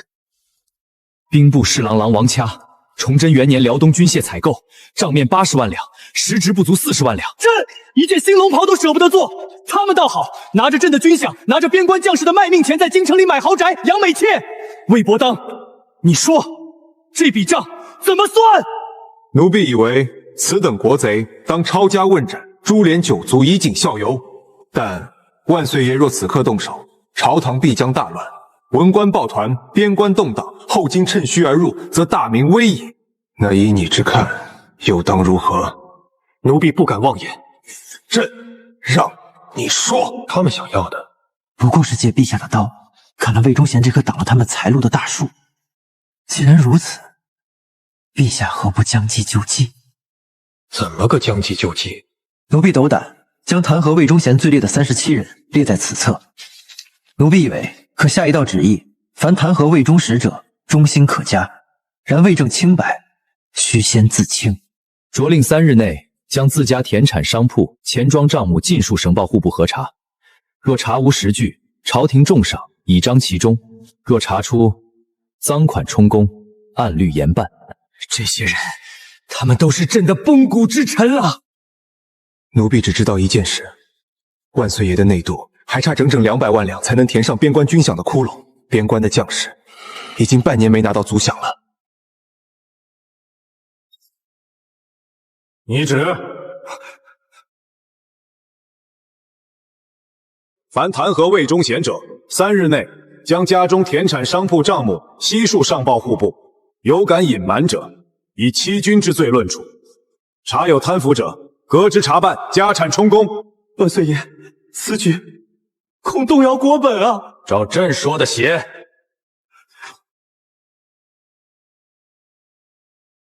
魏伯当，奴婢在。你说，这旨意下去，会有几个人乖乖把账本交上来？奴婢以为，一个都不会有。为何？因为他们的账本比他们的脸干净不了多少。他们弹劾阉党，不是为大明，是为自己。这道旨意就是告诉他们，陛下知道了。届时，他们要么倾家荡产跪地求饶，要么只能鱼死网破，另奉新主。另奉新主？你说，朕这个皇帝是不是做得太失败了？奴婢以为，陛下是大明开国以来最勤政的君王，但陛下太过仁慈。仁慈？是，陛下总想着以德服人，可对一群恶狼而言，仁慈不是感化，是软弱。他们不会感恩，只会觉得陛下可欺。再传一道旨意，命锦衣卫镇抚司即刻封锁名单上所有官员的府邸，许进不许出。命东厂连夜拿人抄家，3日之内，朕的泰国库里必须多出200万两白银。奴婢遵旨。少爷，您这手腕真是神了！一道捐款令，直接把东林党那帮酸儒的骨头给敲断了。现在谁还敢替魏公公半个不字？儿啊，这次多亏了你。你们高兴得太早了。这话何意？捐款令只是让他们疼，让他们怕，让他们暂时闭嘴，但闭嘴不代表认输。东林党的人今日退朝后，派人去了城南的悦来客栈，见了一个人。袁崇焕。爹，您猜东林党和一个手握辽东10万精兵的封疆大臣凑在一起，会聊些什么？他们想造反？不，袁崇焕没那个胆子，但他们会联手，用辽东的兵权和朝堂的舆论，逼皇上收回成命，甚至逼皇上彻彻底底的清算您。那咱们怎么办？爹，还记得我之前让您在凤阳预备的事吗？你是说3日后我会请旨，让您以代天守灵之名离开京城，名义上是避其锋芒，暂退一步，实际上您要在凤阳给咱们拉起一支军队，一支不听兵部号令、不遵朝廷调遣，只听我们父子2人号令的军队。儿啊，你这是要……我要让那帮只会摇笔杆子的读书人清清楚楚地记住一个道理：笔杆子永远斗不过刀把子。只要我们的刀够快，兵够多，火气够猛，他们就得跪在地上，用他们那高贵的笔蘸着自己的血，为我们写尽功德，颂满千秋，求我们饶他们一条狗命。好，爹听你的。凤阳那边，咱家早就给你备好了，活不下去的流民，最好的铁匠都给你备齐了，就等你一句话。3日后动身，万事低调，别让万岁爷起了疑心。主公，3000流民已全部编入皇陵卫，卯时操练，酉时收工，吃的是粗粮饼子，但顿顿管饱。这群人现在眼睛里都冒着绿光，操练起来简直是在跟自己拼命。刘成风，奴婢在。咱家这辈子值吗？咱家从一个没人叫得出名字的街头混混，爬到今天这个位置，咱家靠的就是不认命。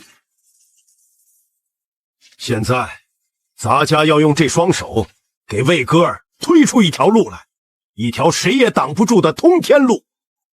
东林党那帮酸儒，袁崇焕那个蠢货，甚至是龙椅上那位，谁敢碰咱家儿子，咱家就让谁连带着他祖宗18代都从这世上消失得干干净净。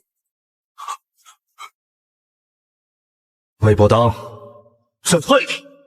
神机营的火器烂到什么程度了？回陛下，账面上9成崭新，奴婢钦点库房，实存4成老旧，其余6成，一半锈成废铁，一半不知所踪。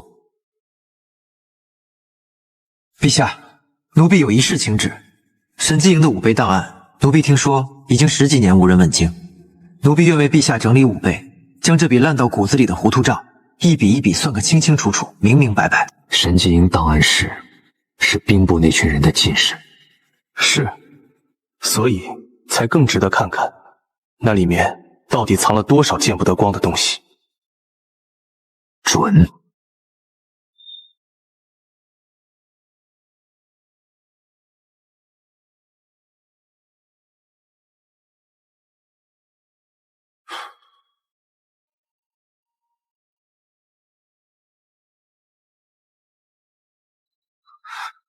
就是他。这件被文官斥为奇迹银术糜费巨碗，被永远埋葬在固执锥里的杀气。原图的火门结构太复杂，凤阳那批铁匠造不出来。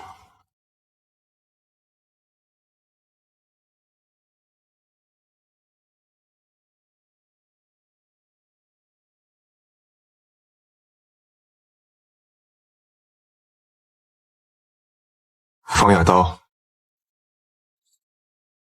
今晚就走，800里加急送去凤阳，路上遇任何盘卡、烧信、护图，图若有损，督公放心，奴婢的脑袋就绑在这图纸上。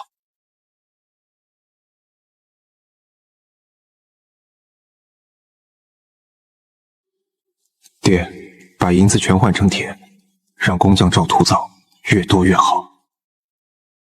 刘成风，奴婢在，把孙墨给咱家叫来，告诉他，铁匠营从今晚起不准停炉，谁敢偷懒，咱家亲手割了他的腿。准备，放！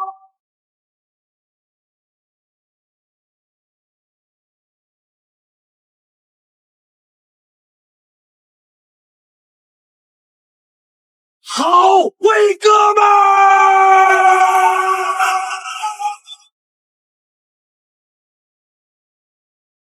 袁崇晃的10万关宁铁骑，东陵党满肚子的阴私算计。关外皇太极那只所向披靡的8旗铁蹄，这一切都只是时间问题了。爹，快了。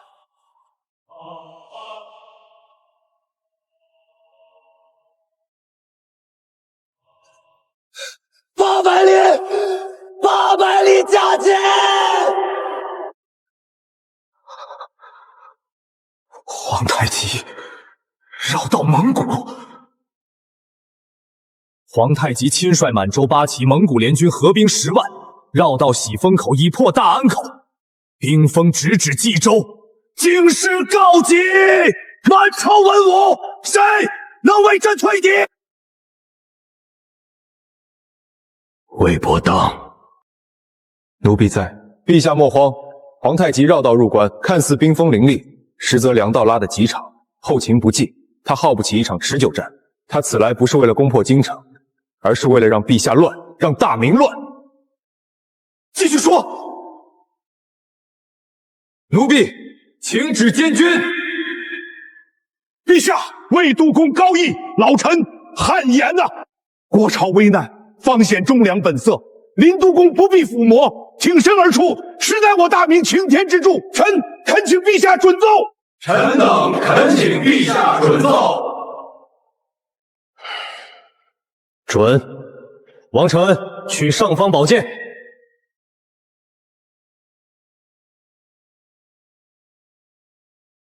此去冀州，阻军令者斩，误军机者斩，通敌叛国者斩。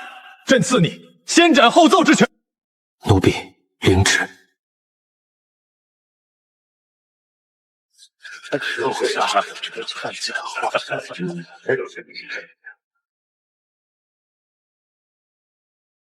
今夜子时800里急送我凤阳，告诉我爹，该动身了。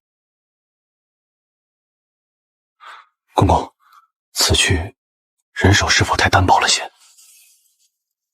我不是去打仗的，可前方是皇太极10万大军，一群饿狼而已。我去是给他们送终的。公公，冀州外围顺义、密云、平谷3城已破，袁都师的关宁铁骑撤了。袁崇焕，你这步棋终于落下了，好的很。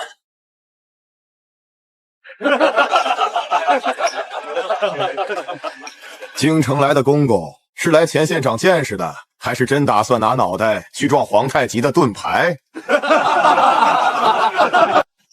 公公一路辛苦，本将也就不绕弯子了。关宁军2月粮饷只到了半月的量，军械缺口递了3回折子上去，至今没一点回音。孙都使在的时候，朝廷还知道把我们当人看。如今，公公不是本将不肯出兵，实在是巧妇难为无米之炊。公公回京跟陛下说，要钱要粮，关宁军才肯动。否则怎么样，吕副将？燕家坡义琛吕满田是你兄长。顺天府赵同之截留军粮1成半，苏州周通判劫走2成。你兄长吕满田经手克扣，换算成白银3600两。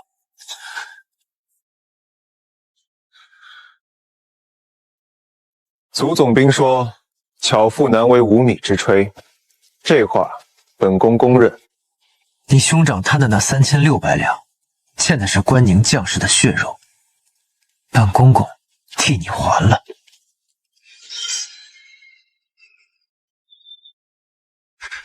上方，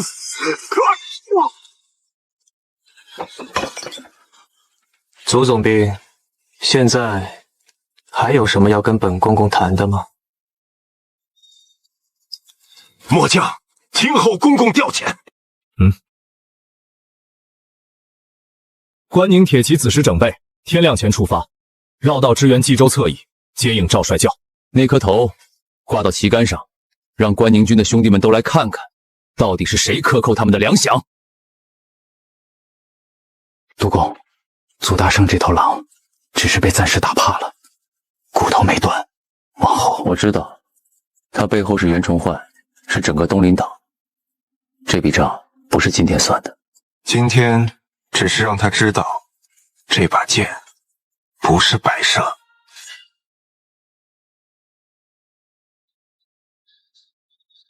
报！八旗是后进的八旗白甲兵，前锋已不足10里。来了。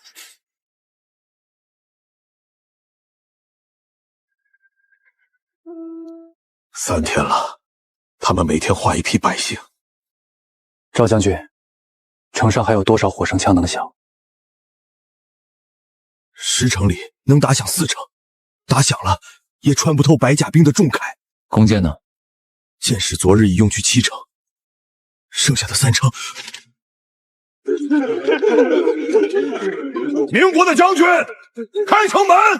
本罢拉只取粮草，不开！这些人一个时辰杀100。公公，传我的令，没有我的命令，任何人不得后退半步，违者灭9族。宁国的兵，你们的枪打不响，你们的箭射不穿，连自己的百姓都护不住。今天这座城，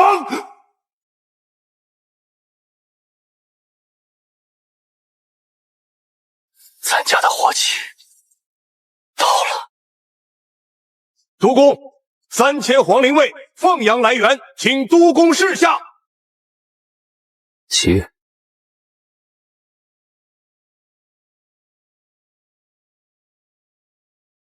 公公，怕了就站后面。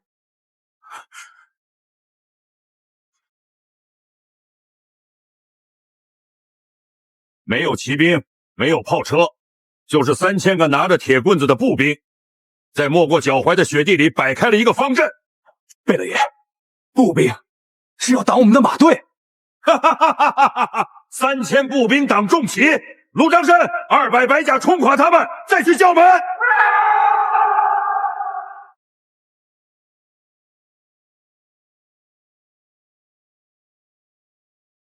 第1排准备！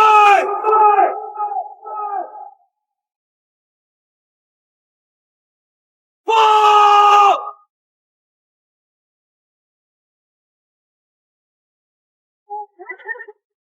第1排退，换弹！第2排上！放！第3排放！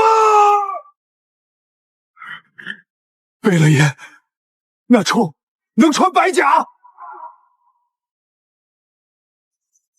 全军冲！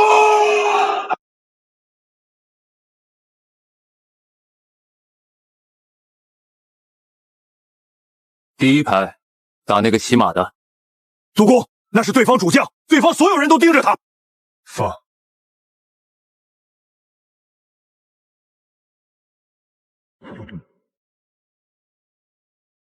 退兵，本公公放你们走。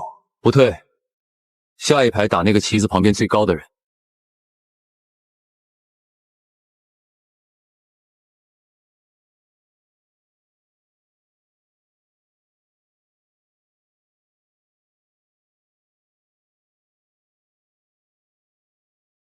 他是人？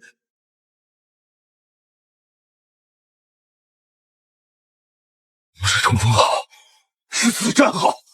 疯了，这是要拿命填！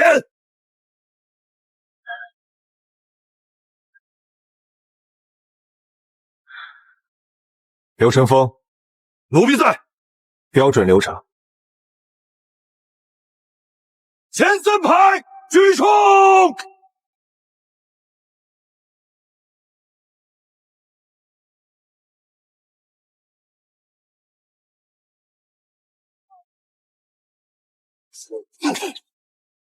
第一排放，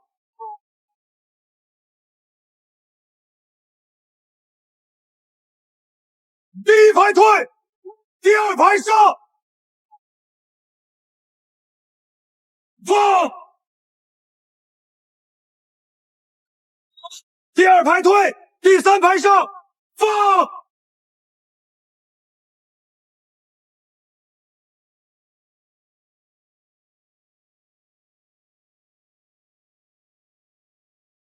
主公，不打了。收兵，打扫战场，剑弩首级一颗不许少，活的也留几个。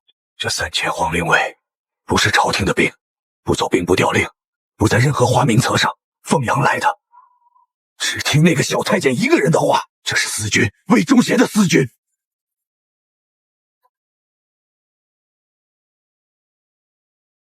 主公，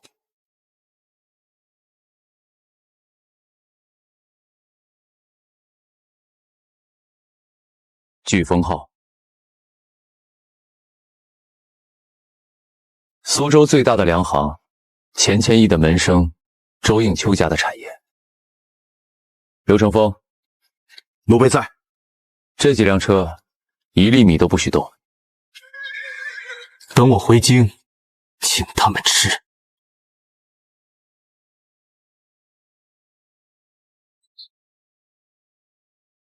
袁都使路上堵车了。本都奉旨节制蓟辽全军。你一个内臣，是谁给的胆子擅自调兵出战？皇上给的。蓟辽勋务自有体制，你带兵出城野战，若是败了，袁都使，城门口的京官，你看了吗？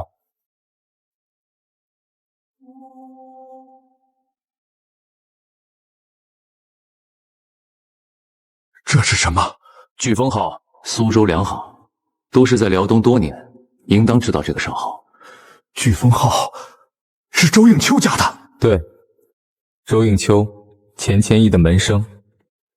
这个是从87前锋辎重车里搜出来的。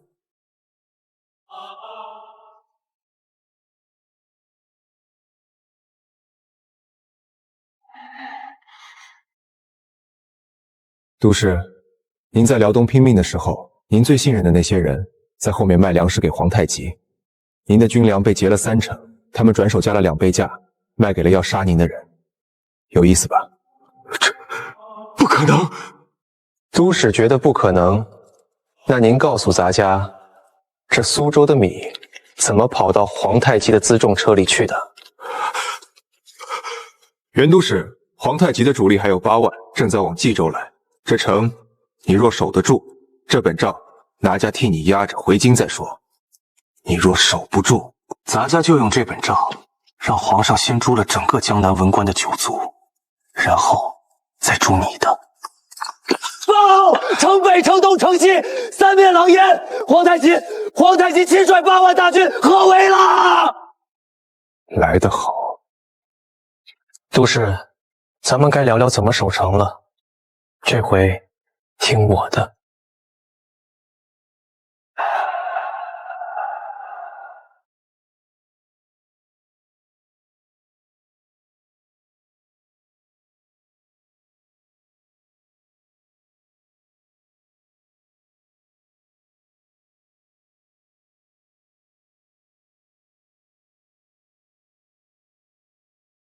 老子当了一辈子兵，以前逮着太监就说他光会窝里横。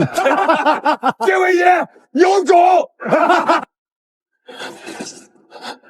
公公，颗粒火药只剩300斤了。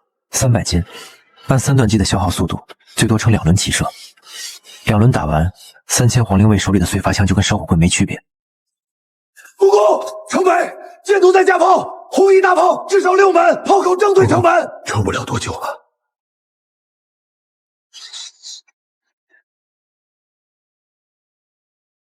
算算日子，该到了。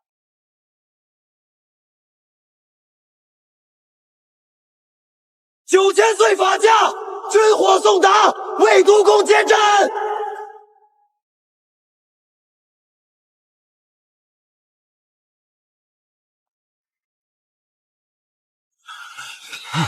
卸货，所有火药优先上城墙，让皇太极知道这座城他吃不下。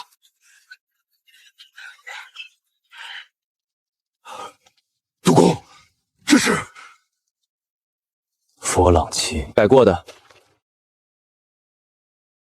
孙一刀把子筒从5个加到8个，装填速度翻1倍。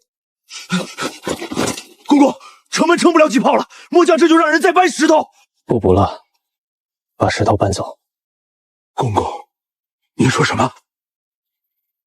石门炮，东面5门，西面5门，炮口朝下，内门加固，条石封死。督公，你要开外门？请君入瓮。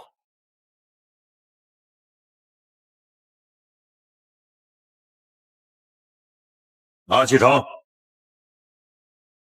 大喊500人进去探路。大喊撤！丁大环，瓮城里1个人都没有，明军全送到内城去了。打了5天，火药快烧没了。援军虽然从水路送了一批东西过来，但那些破底底船能装多少货？估计撑死不够半天。全军入城！后金的兵马一路狂奔，突破了城门。然而，他们进了城才发现，等待他们的不是百姓，而是黑压压的枪口。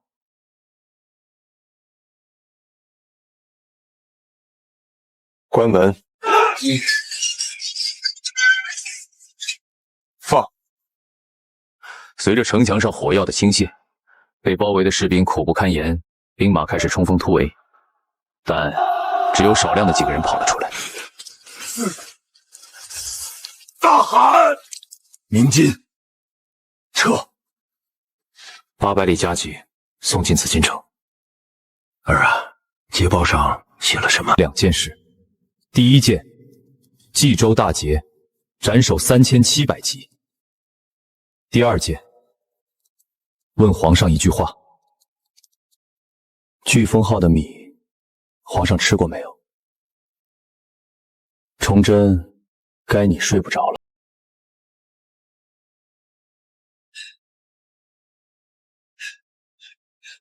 冀州800里加捷，冀州大捷！臣等以为可遣使与后金议和，暂让蓟镇以北3县换取皇太极退兵，待国力恢复，再图收复。暂让，臣这就让中书圣人念抄正子。冀州大捷，魏督公率黄陵卫3000，斩首3700里，破后金正黄旗重甲800，贼送皇太极呕血退兵。多少？3700。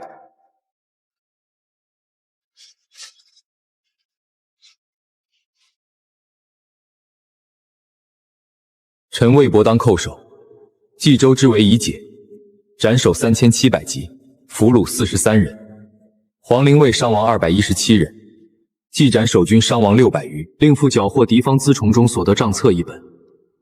飓风号精米产自苏州，经运河转蒙古商路入胶东，供后金正白旗金须。经手人周应秋系东林前辛子风声。臣斗胆，请问陛下，飓风号的米，陛下吃过没有？呈上来。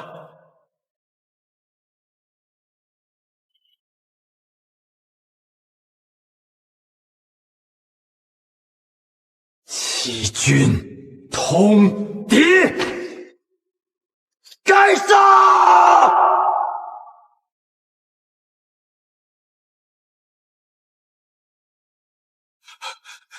陛下，此乃阉党伪造，欲陷害忠良，动摇国本呐！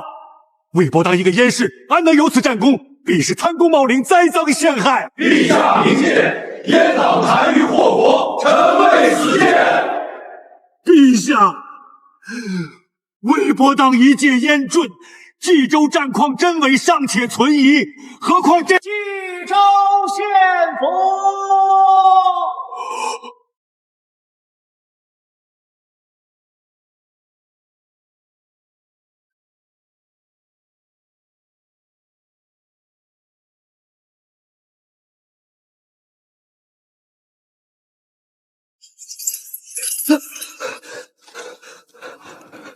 聚丰号粮食，我阿玛每年秋天都收，3年了。这个是真的，我阿玛大帐里也有一本一样的，这个老头的名字我阿玛认的。铁料也是他们的，火药也是。去年冬天还送了300匹棉布。我阿玛说，南边的汉人官大爷比咱们女真人好说话，给银子就行。他说这叫狐狸。朕的锦衣卫都死绝了吗？奴婢这就去传。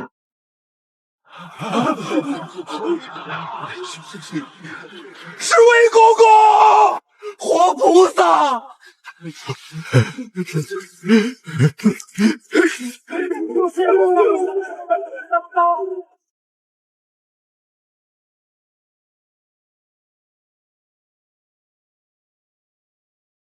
爹，冀州这几个人，袁崇焕能用但不能信，此人心气高，本事也有。辽东那几年确实扛住了，但他有个毛病，好大喜功，又不肯跟咱们的人沾边。他袁大人要的是青史留名，不是跟太监称兄道弟。哼，关宁军2万，战力不差，但粮饷被东林党劫了30%。袁崇焕知不知道？知道。敢动吗？不敢。他宁可饿着自己人的肚子，也不肯伸手找咱们要。赵绿教，铁骨头，死战不退。这种人不用拉拢，给够粮饷，他就能替你把城墙啃下来，能重用。祖大寿不过是棵长了20年的老墙头草，眼下靠着咱们，是因为冀州一仗把他打服了。等哪天风向变了，他第一个翻脸。魏哥儿，皇上那边，你想让咱家？您什么都不用做，崇祯要用锦衣卫动手，您就让他动。但锦衣卫查到的那些东西，抄家抄出来的银子、田契，地窖里码得整整齐齐的金锭子，往哪儿堆？怎么分？谁来经手？得从咱们的手指缝过。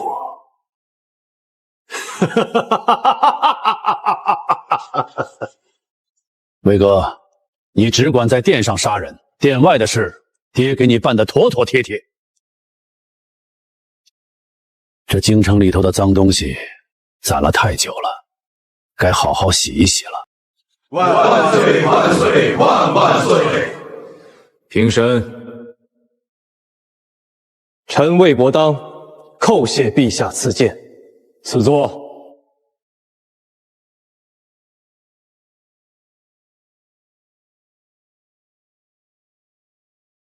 工部右侍郎周应秋。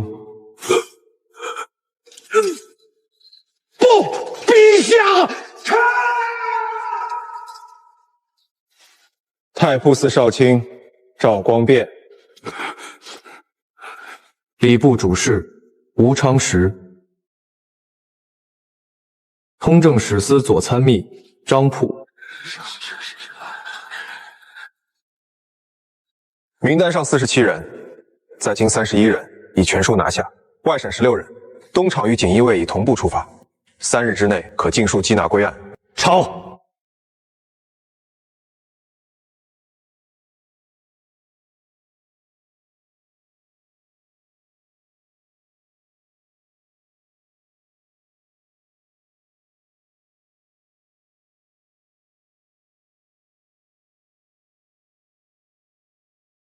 74000两，一个嘴上挂着两袖清风的读书人，地窖里藏了74000两黄金。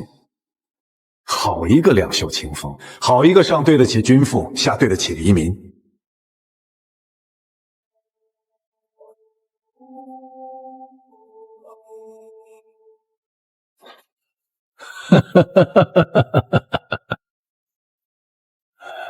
魏哥啊，你说的对，这大明的天该晴了。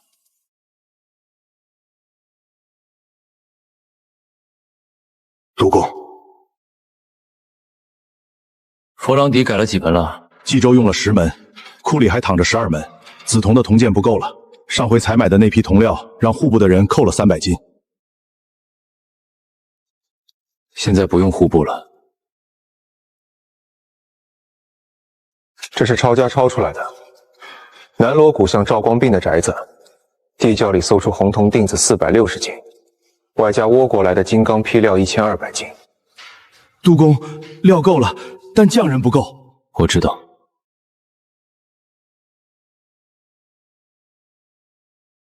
苏州、松江两地的铁匠铺子，凡在飓风号名册上挂了号的，能断能铸的，一律征调入境。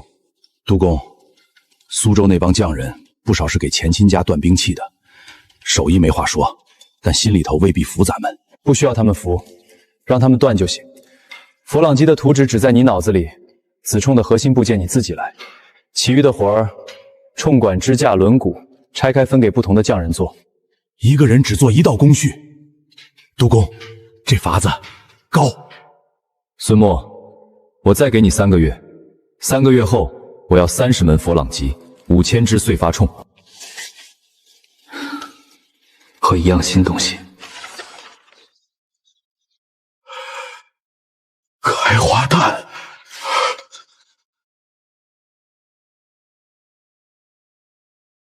魏督公来了，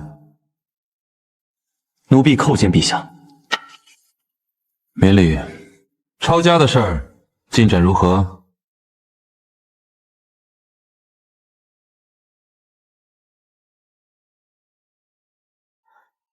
多少？回陛下，截至今日，在京31人全部收押，查抄白银34万7千两，黄金8万1千两，良田1万6400亩，铺面古董字画，珠宝玉器若干，目前尚在清点。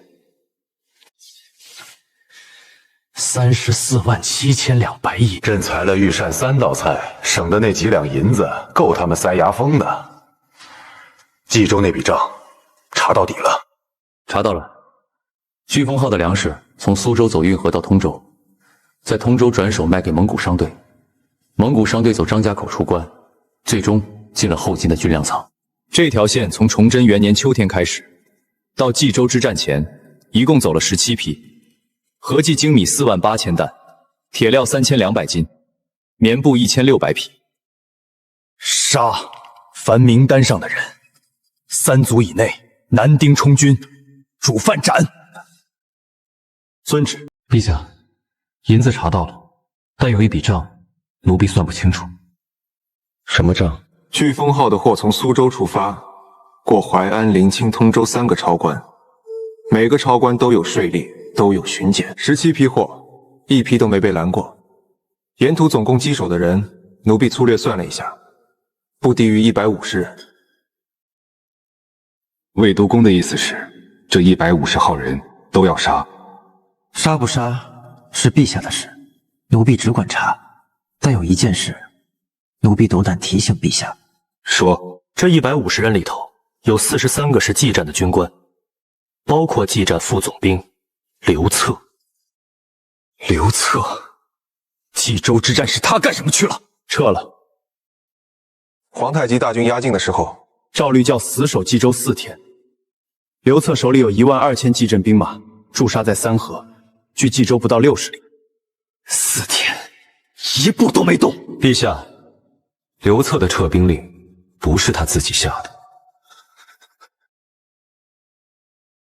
袁崇焕，朕给了你尚方宝剑，给了你节制蓟辽全军的权，你拿朕给你的权，替自己的人遮了一条通敌的路。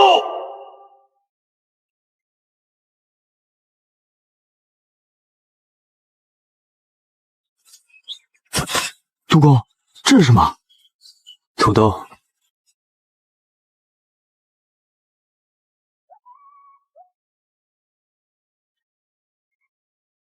能吃？能。亩产2000斤以上，旱涝不怕，盐碱地也能活。那这玩意儿要是推开了，大明就不会有人饿死。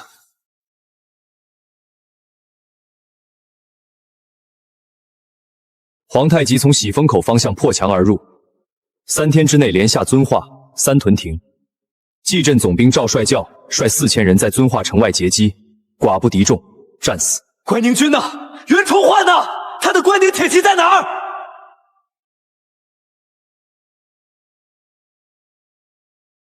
袁崇焕率关宁军主力2万余人，已经从山海关出发，但他没有去遵化截击皇太极，他走的是冀州、通州、京城这条线。他要干什么？他要在京城城下打一仗，他放皇太极进来，放到京城脚下，然后他袁崇焕来救驾，一战成名，从此谁也动不了他。魏督公，你手里有多少人？皇陵卫5000，加上金营里能用的，臣估了一下，8000。够吗？陛下，冀州那一仗3000人打5000，这一次，臣要13000人打6万。你有把握？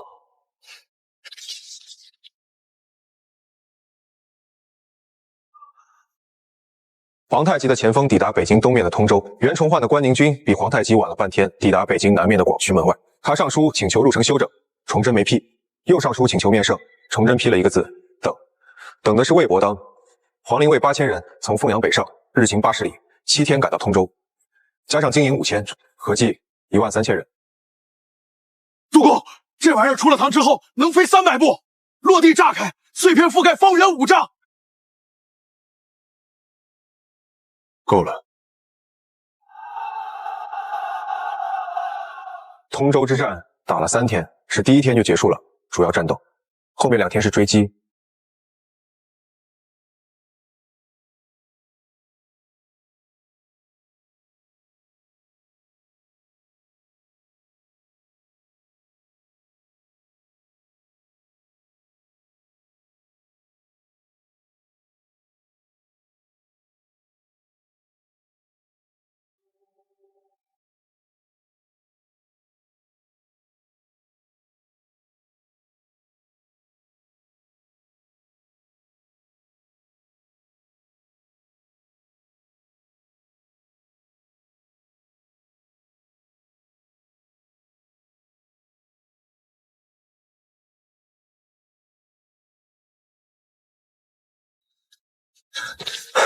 督公，左大寿带着关宁军残部往山海关跑了。我知道，让他跑。不追？追什么？关宁军还有1万多人，都是能打的老兵，杀了可惜，留着有用。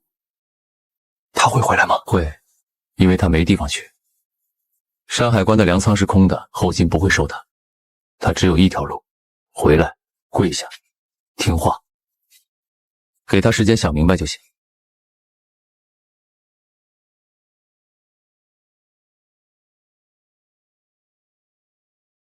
苏总兵，别来无恙。末将知罪。你确定他不会再咬主人？陛下，辽东还需要一条看门狗。狗咬不咬人，看绳子够不够短。粮饷在咱们手里，火器在咱们手里，他翻不了天。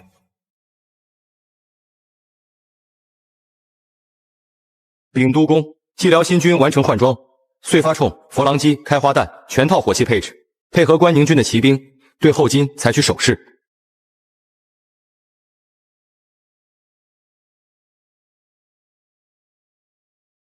督公，西苑的半亩菜田经过3年的育种改良，土豆的亩产稳定在2200斤。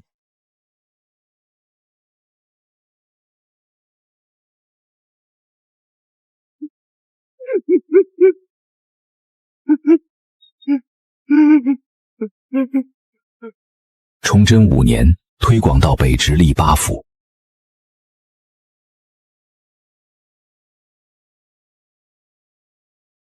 督公，陕西大旱，旱了3个月，颗粒无收。往年这个时候，流民已经开始杀人了。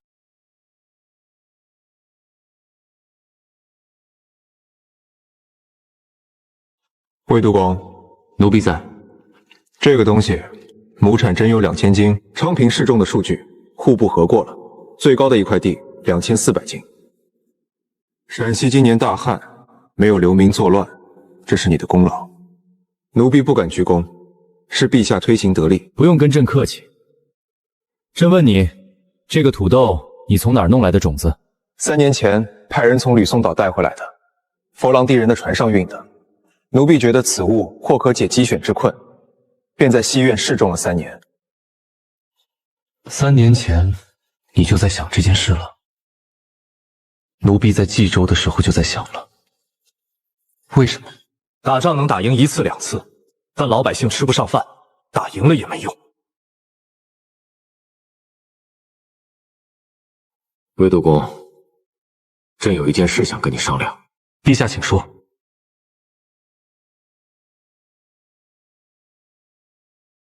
朕的堂妹宁安郡主，今年17，朕想把她许给你。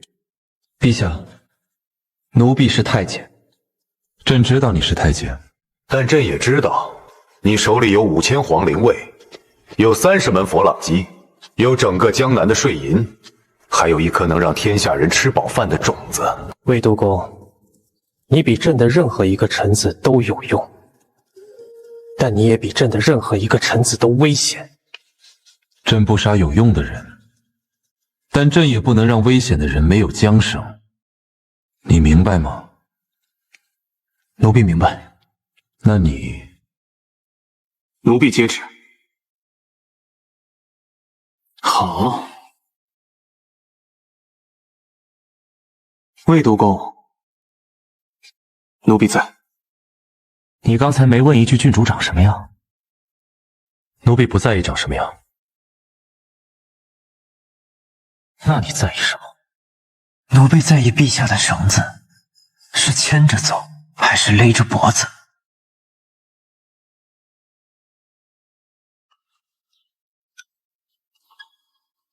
魏格尔，皇上这一手厉害。我知道，郡主嫁给你，你就是皇亲，皇亲不能领兵，这是祖制。皇陵卫会交出去？不会，皇陵卫的编制在凤阳，不在兵部。祖制管的是5军都督府和经营，管不到凤阳。那他图什么？图一个名分。我娶了郡主，就是崇祯的人，不是您的人。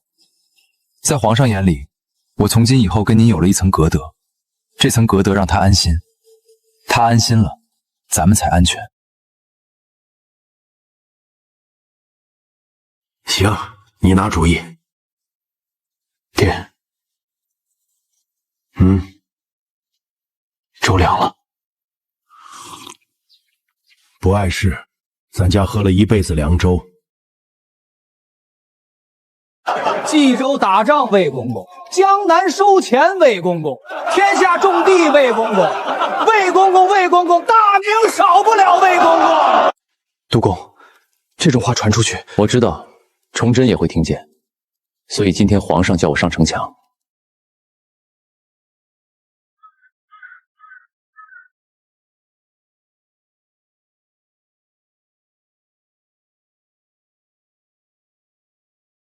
魏督公来了，奴婢叩见陛下。免了，今天叫你来不说公事。陛下，请说。你说，大明还能撑多少年？陛下，奴婢说不好年数，但奴婢知道3件事。哪3件？第一，老百姓能吃饱饭，就不会造反。土豆推开以后，5年之内，北方不会有大规模流民。第二，火器换了代，辽东就稳得住。皇太极再能打，也打不过开花弹。给臣10年时间，辽东的问题可以彻底解决。第3呢？第3，陛下得活得久一点。哈哈哈哈！魏督公，你是在咒朕短命？奴婢不敢，奴婢是说，陛下别太累了，每天劈镯子劈到3更，御膳只吃2道菜，这样撑不了几年的。魏督公，你的嘴越来越没规矩了。奴婢在城墙上说的话，下了城墙就忘了。那朕也跟你说一句，下了城墙就忘的话。陛下，请说。你是朕这辈子用过的最好的一把刀，但朕最怕的也是这把刀。陛下，好刀不伤主人。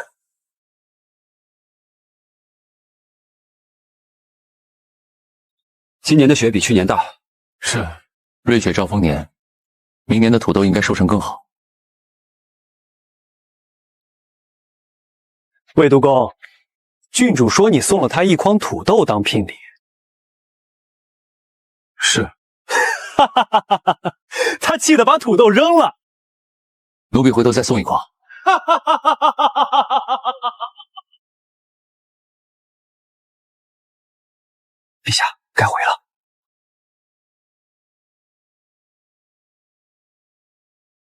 魏督公，奴婢在。明年开春，陕西再拨3000亩地种土豆。遵旨。还有，郡主喜欢吃烤的，你下次送土豆给他，烤熟了再送。